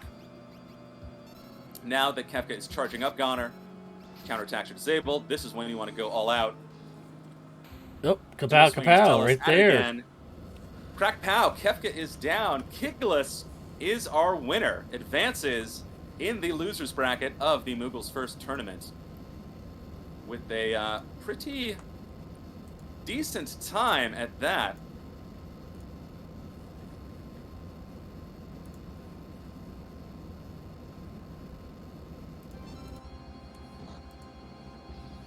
So GG's to Kigalas. Navigated that final battle about as well as you can want to. And of course, I think maybe the great point of divergence at the very beginning with Flyeaglesfly following the lock route and Kigalas following the Sabin route kind of meant that our runners were on different tracks throughout the run. Didn't really see a ton of overlap. But we do have our winner in chat with us. Kigalas, GG's, how do you feel about that race? I feel pretty good. It's about the end of it. Beginning was a little bit rough Excellent. there. What's that? Yeah, the beginning was kind of rough where you have a gal that can't really do much of anything and a Yeti, and yeah. Yeti's fun. It was more with that first battle in the sealed cave where I died there and had to reset and stuff. And just, a couple dead checks. But then once they started going, then it felt pretty good. Yeah, you definitely had it going. Getting Merton online 32 minutes into the seed? Yeah, I saw that and I knew I had the pieces. Just like, okay, who could equip all this stuff? And then Realm came and then she couldn't equip the Blizzard Orb, so then I lost it for a sec. So I had to switch gears. But it seemed to work out pretty well. Yeah, no, it worked out very well, and obviously, congrats on the win. But I'm curious, as you were working through the seed, were there any moments that you felt particularly ahead or behind? You mentioned, obviously, the sealed cave encounter.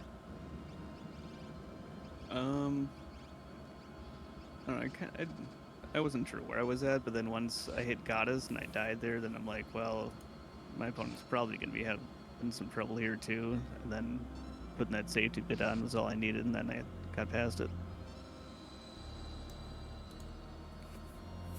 Indeed you did. Choosing to forego the option of a Valiant Knife offering combo. What was your decision making there? Oh no.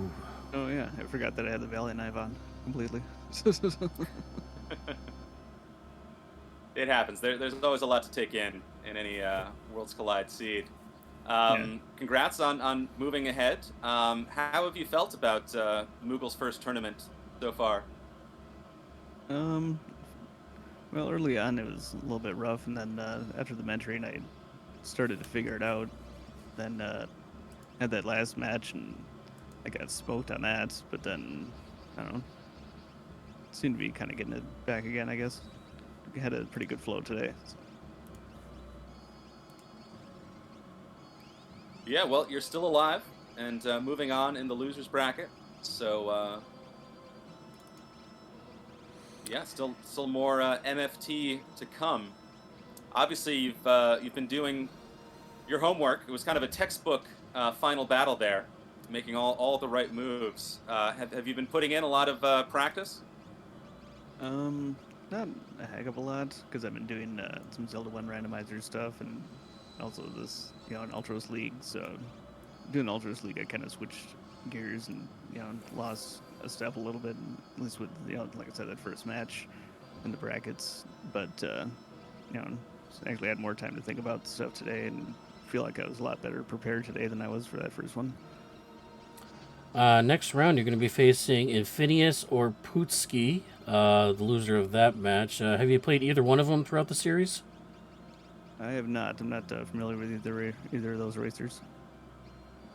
All right, well, we're expecting a big surprise then for next week for you. I may have to watch some of their previous runs, see how they did on things.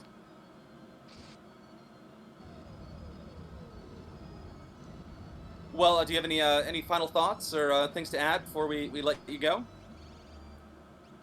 Just thanks for the restream, and GG to my opponent once he finishes. Excellent. Well, yeah, GG's once again. Congrats on winning the race. Congrats on moving on in the MFT. And obviously we'll see more of your races going forward.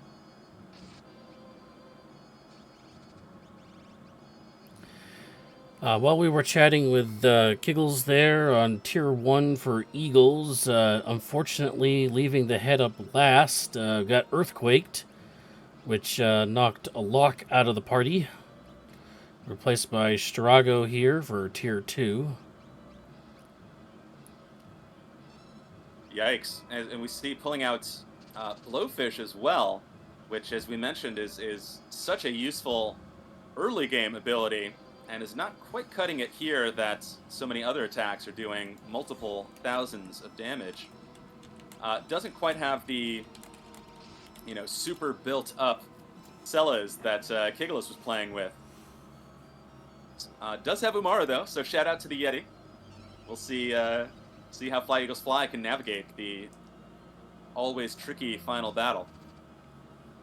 Stealing an elixir ain't bad. Not bad at all.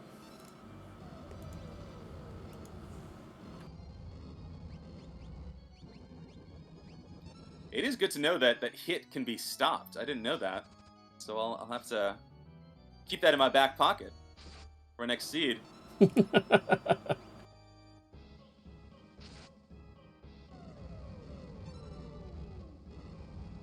As we see, it is Terra swinging the big sword for Flyeaglesfly. Hitting hit, crocking the 10 hits on death. Obviously has the health to deal with this. The Cells is getting kind of brutalized. And Umaro with some sick defense, taking 0 damage. Must still be wearing the snow muffler.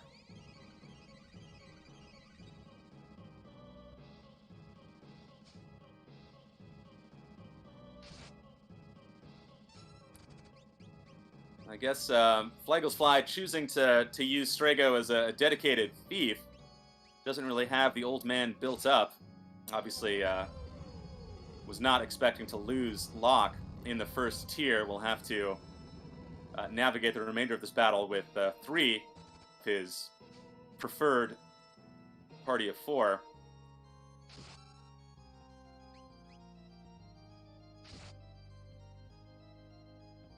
But does seem to have things in hand here and here too. Always happy to see the Yeti doing work. I guess it's had those Doom Darts for pretty much the whole seed.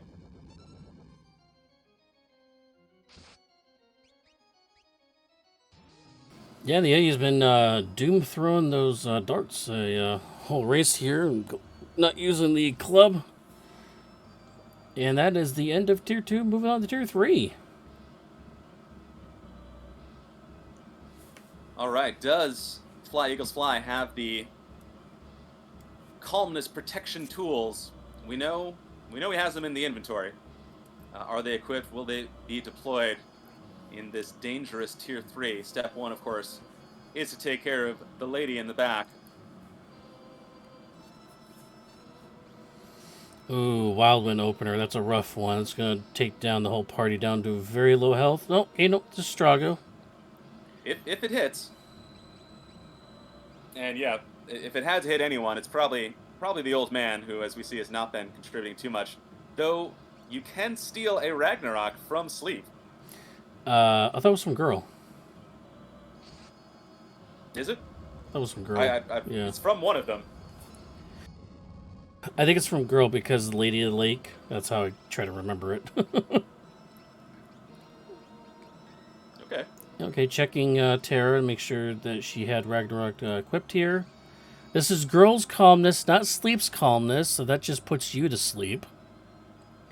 Oh, Sleep gives you Atma weapon, actually. An Atma weapon? That's still pretty nice. Ooh, Merton coming out here. They do not have... Oh, okay, Merton. They got Merton protection. They're good. Got an extra Excalibur in the inventory as well. As switching... Yeah, looking pretty strong. Ooh. Wow, Terra switching over to the Atma weapon, doing even more damage with that. I think that's a smart play. I think with the levels that Flyeaglesfly has, you know, why not switch to a weapon that Wake up, relies Sluss. so heavily on levels? And yes, it seems to be working.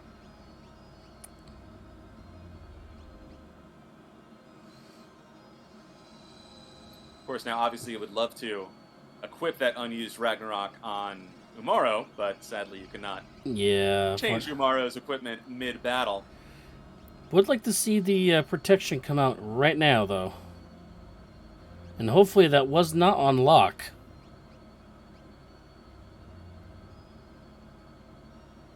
Yeah, it's getting down to it right now. And Yeah. there's a few more rounds to go. Yeah, they're in range now.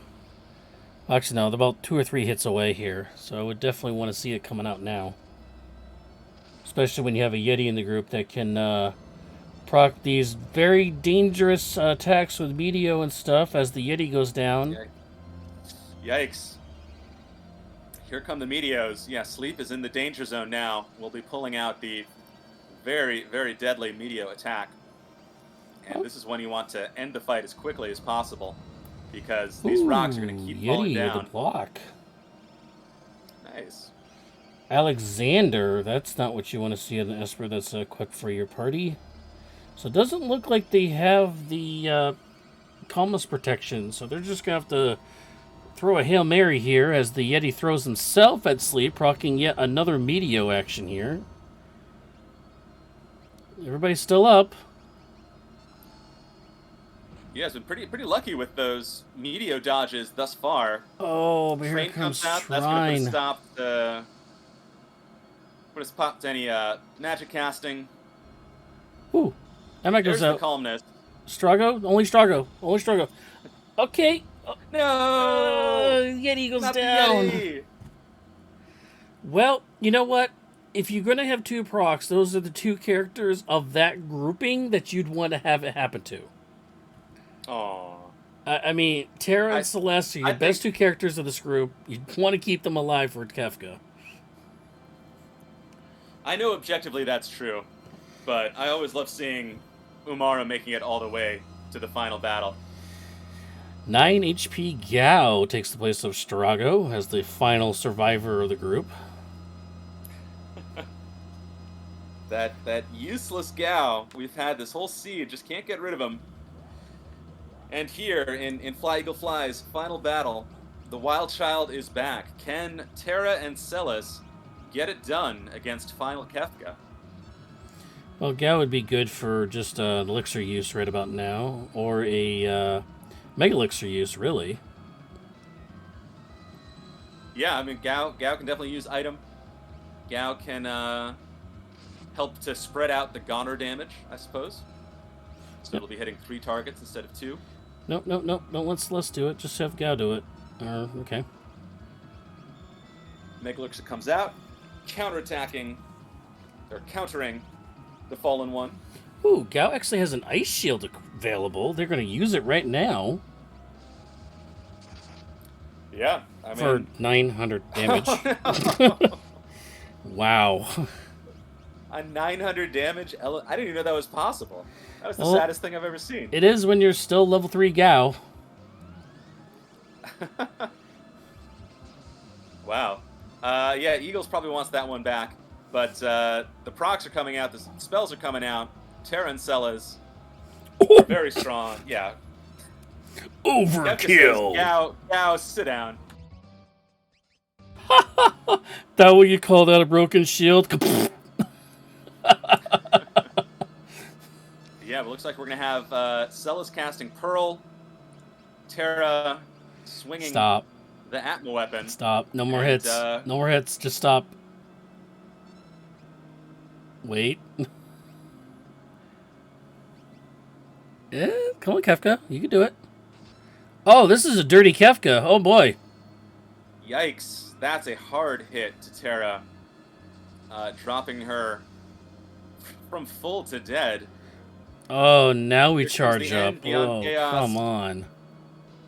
And if Celis is the only one standing, she might not survive this attack. So, yeah, has to Phoenix down someone. Yeah, she does have Yeah, it's going to be a Terra back down again. I don't know if we have life 2 or 3, do we?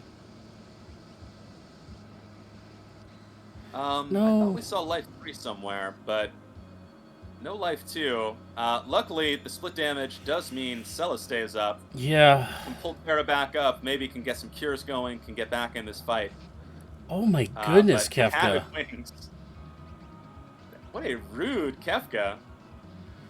You know, I know Eagles is not going to advance, but Kefka doesn't have to rub it in with all these Havoc Wings. Oh my... Double Havoc Wing, no! Whoa! And Flyeaglesfly is Oh, annihilated. no. Yikes. That was so brutal. Wow.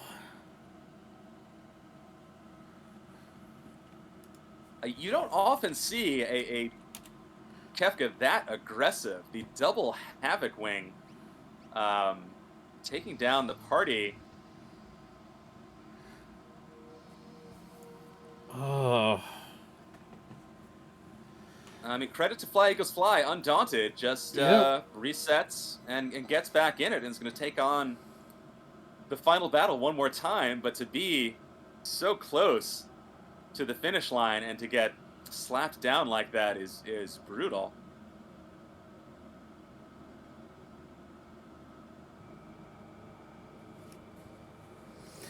After this, we will be probably rating somebody, whoever's available on live still. Oh, well, we have a lot of people live right now. Woo!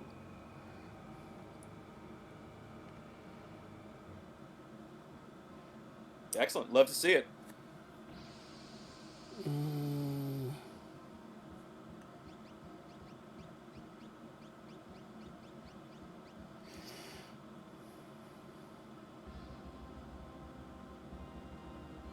Well, hopefully Eagles can have a better time in this battle than the last one. Can maybe make it to the end with a full party.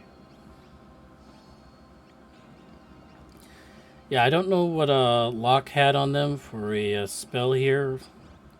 He had the Cure 3.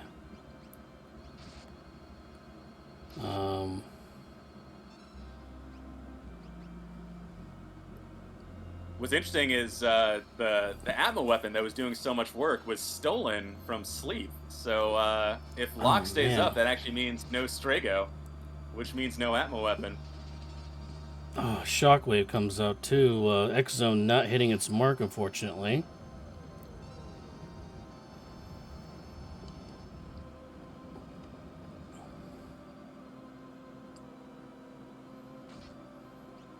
Boy, apparently Kefka doesn't want Locke to stay up. Yeah, his long arm goes down to the X zone. Umaro doing Umaro things. Yeah, Yeti eating.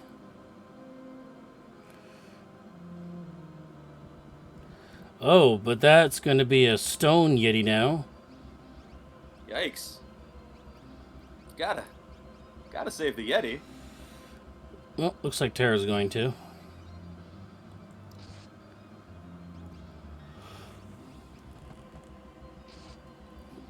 I would like to see these two Ragnarok swingers in the front row because the Ragnarok does not retain its damage from the back row. That's only Illumina. That is true. But, you know, it's a trade-off of offense or defense. Being in the back row can mitigate a lot of Tier 1's heavy physical damage. As Terra shows us by example being in the front row. Yes, indeed. Double flare procs is nice. What could it mean? All across the sky.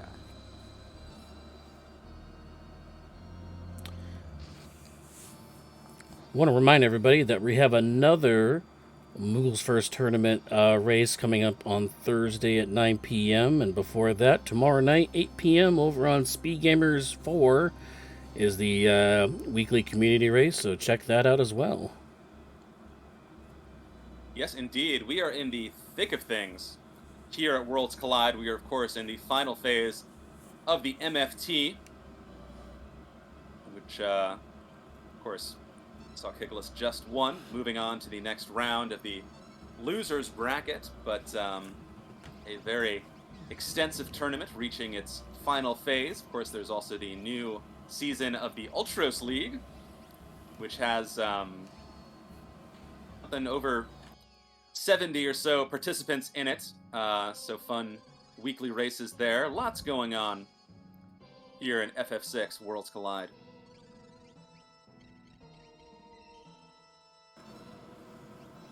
And if you want to be part of it, head over to ff6wc.com, make your own seeds and flag sets, and also join our Discord through there and ask any questions you want. You'll definitely be able to get an answer within 5-10 minutes of asking. It's a very populated and active Discord that's willing to help you. It's a great community. Absolutely.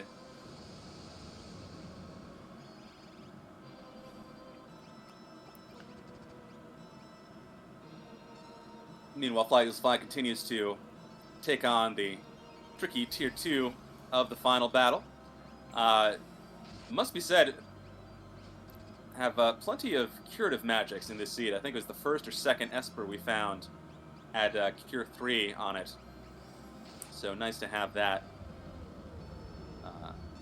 in your toolbox. And of course, nice to have all these Ragnarok swords as well.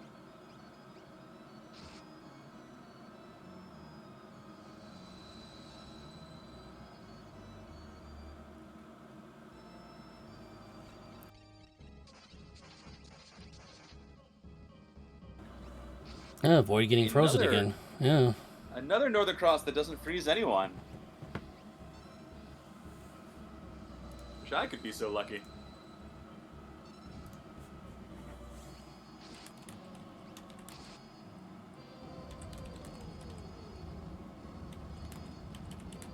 But I think the big question for Flyeaglesfly in this second attempt up the tower, the whatever this thing is that all these creatures are attached to.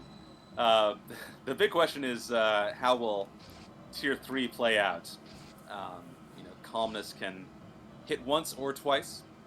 It is possible to evade it.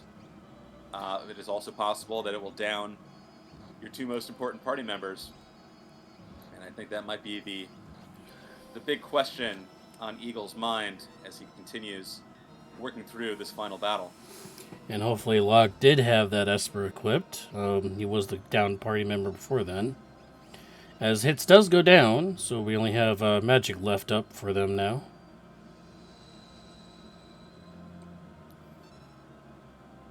Yeah, Flyeaglesfly also navigating the final battle pretty well. Obviously knows what needs to be done.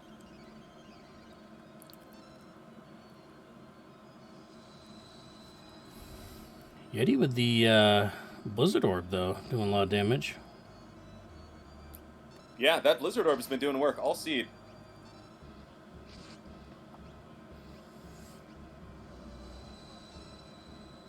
Wow, 3 times in a row. Yeah, 3,500 damage is not nothing. Magic's about 1 hit away here from moving on to Tier 3, it looks like.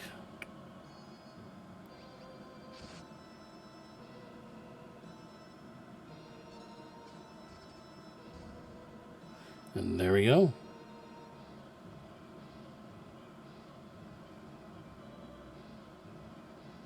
All right, on to Tier 3, which may well be the deciding tier for Flyeaglesfly's second attempt at this final battle.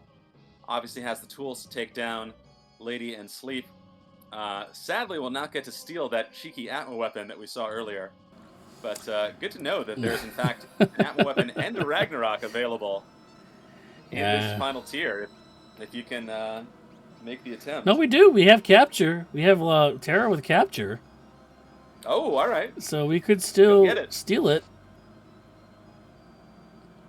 Yeah, we don't have the Sticky Fingers Strago, though. That is a dead girl. She gets it. There it is. the cheeky steal on tier 3. Love to see it. Blocks the whirlwind, so her health's not going to be reduced, but the Yeti's is. Gonna pop that ammo weapon right on right now. Yeah, absolutely. We saw Oh, how effective it was last time. and a crit and a roll swap too. Combo.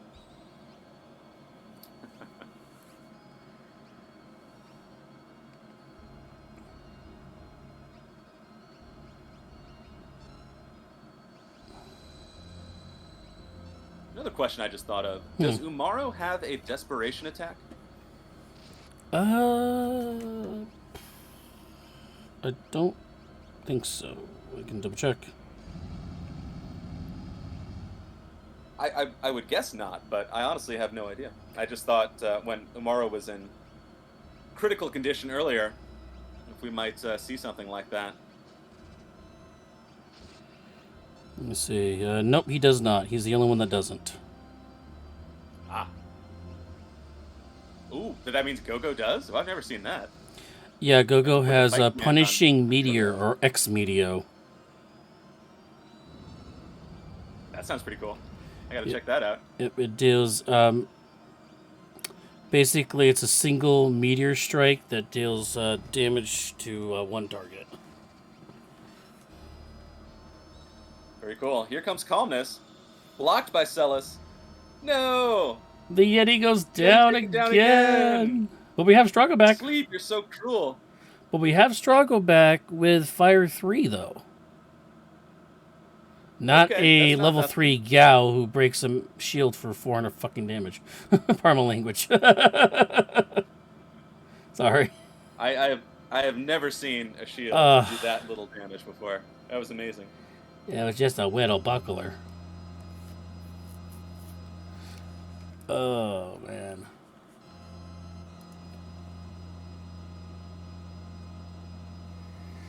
But again, shout But out here to comes Eagles. once again. Getting back to the top again.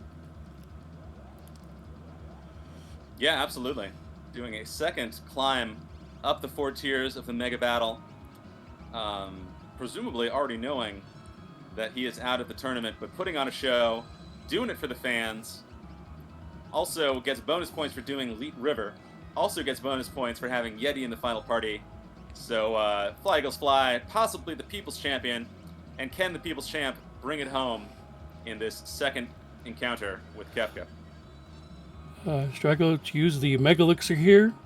Good proc for... Wait, what? Oh, no! Yikes! Locke and Celos had seizure. Yeah, that's rough. Oh, man. That Yeah, is the only not way how to you cure wanna that start is this fight. Regan or just to die. And here comes the Havoc Train again for 7,000 damage to Terra this time. Unbelievable. This is the cruelest Kefka I've seen in a long time. Yeah, this is a dirty, dirty Kefka. And we're not even hitting him either. He's just doing it on his own. Yeah, Eagles has done, I don't think has done any damage as yet. Just trying to get the party back into fighting shape. Fire 3 coming out from Kefka. My goodness.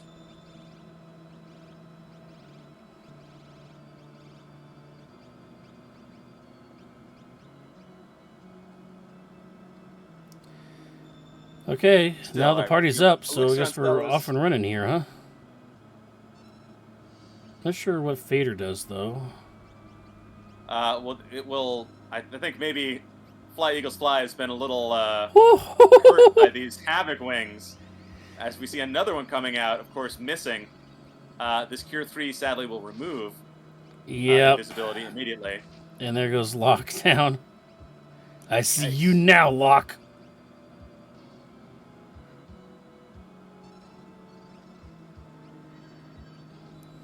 Well, he does have the option of casting it again. You can cast Espers as much as you want in the MFT flag set, That is very true.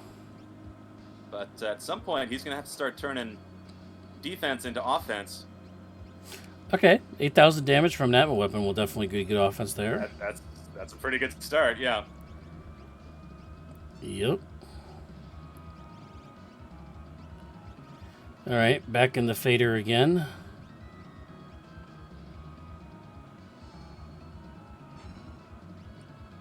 As you mentioned, yes, Drago does have Fire 3, so he can put in some work.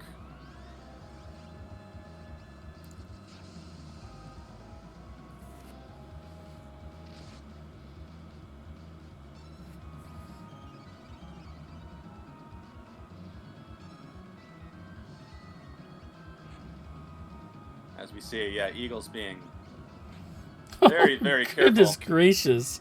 Oh, you're going to block my hyper? Wait, it's hyperdrive instead. Hyperdrive. Yikes. Yeah, that hurts. Which reveals Terra on top of that. All right, dump it. Dump the damage. And Terra also... Oh, no. Hyperdrive also causing seizures as well is going to knock her out. Let's see how much damage this Goner does here. Time. Oh, man. Fire 3 not coming out in Strago in time here. See who's left standing after this attack. I think Log and Celis for sure can survive this. We'll see how Everybody the did. old man does. Yeah, they're all up. Ooh, but getting a proc off for damage. As looks like the Fader spells has ended here. Yeah, I think any... And of course, immediately the Havoc Wings back out. Yep, and ran out of MP for the Cure 3 there, so...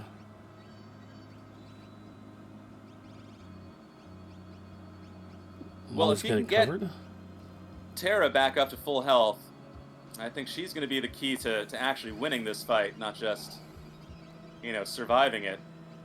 Yeah, that's for sure. Oh, jeez, but here comes trying to blind her now.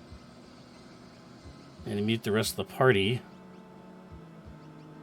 Followed up with a Havoc Wing right afterwards. Goodness gracious, Kefka. Have mercy. In the darkness. Jeez.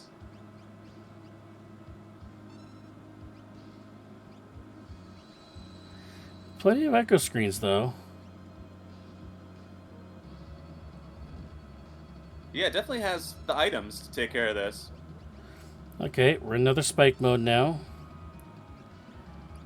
I believe Strago does have a shield that we could probably break here.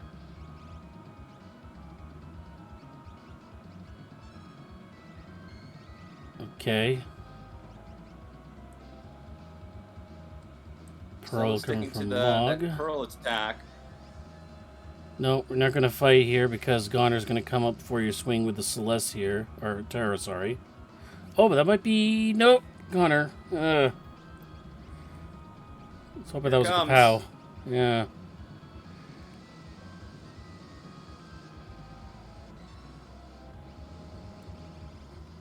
And this will hurt, but I don't think we'll kill anyone.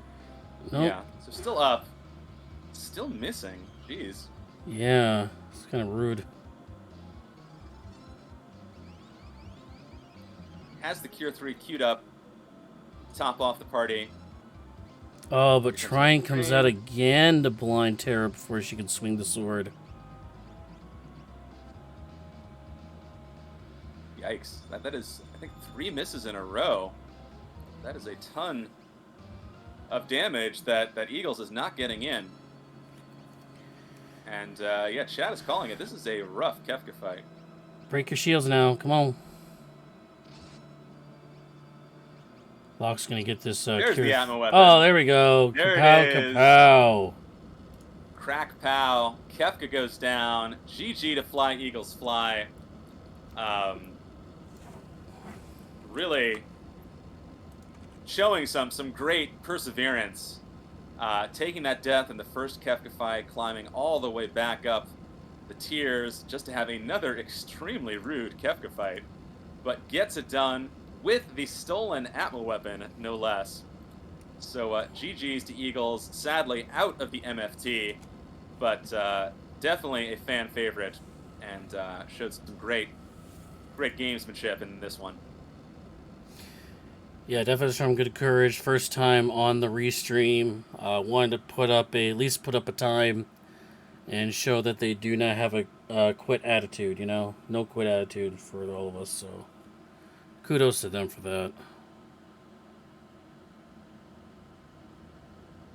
Absolutely.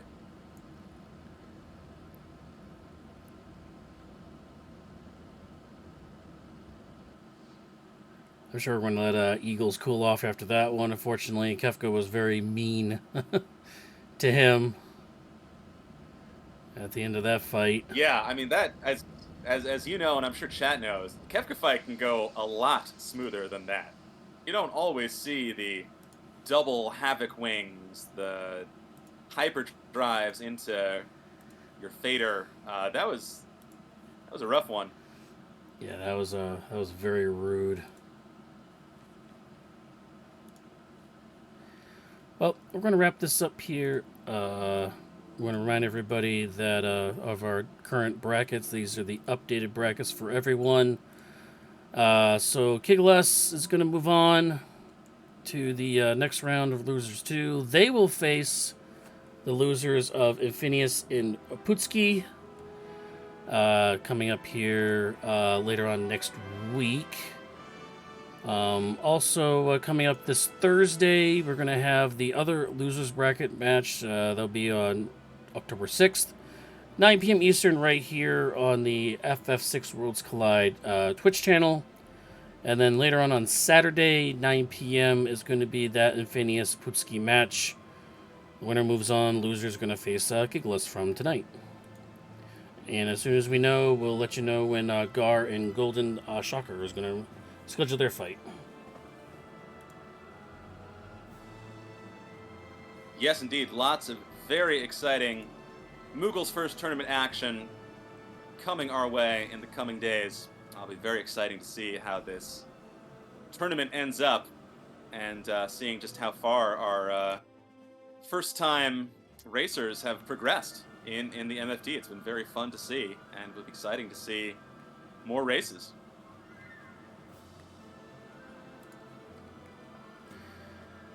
Well, we can actually preview one of them coming up here. It's Putski's actually doing a Ultras League run right now.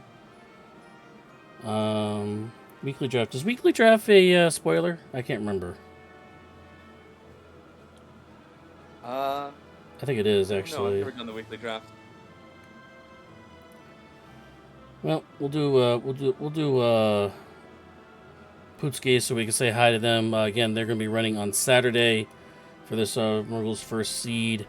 So we're going to throw it over to them here in a little bit of a raid here in just a second. Any final thoughts on this race? I mean, it was a rough one in the beginning, though. It was rough. It was, I think, a great example of how Worlds Collide can, giveth and taketh. It was a pretty tricky start. I mean, the control sketch Gao was basically an empty party slot. Not a lot going for the Rounders until they found that early Ragnarok. There were a few rough dead checks in there, but also some Merton strats, some very high-powered towards the end of the seed. I think it was a very fun race. I was very happy to be a part of it, and I want to shout out once again our tremendous tracker Sealing Cat. And shout out Saberwolf doing the restream and chatting it up with me, and shout out to, of course, Kigalas and Flyeaglesfly72 for putting on a very fun race, and just lucky to be a part of it.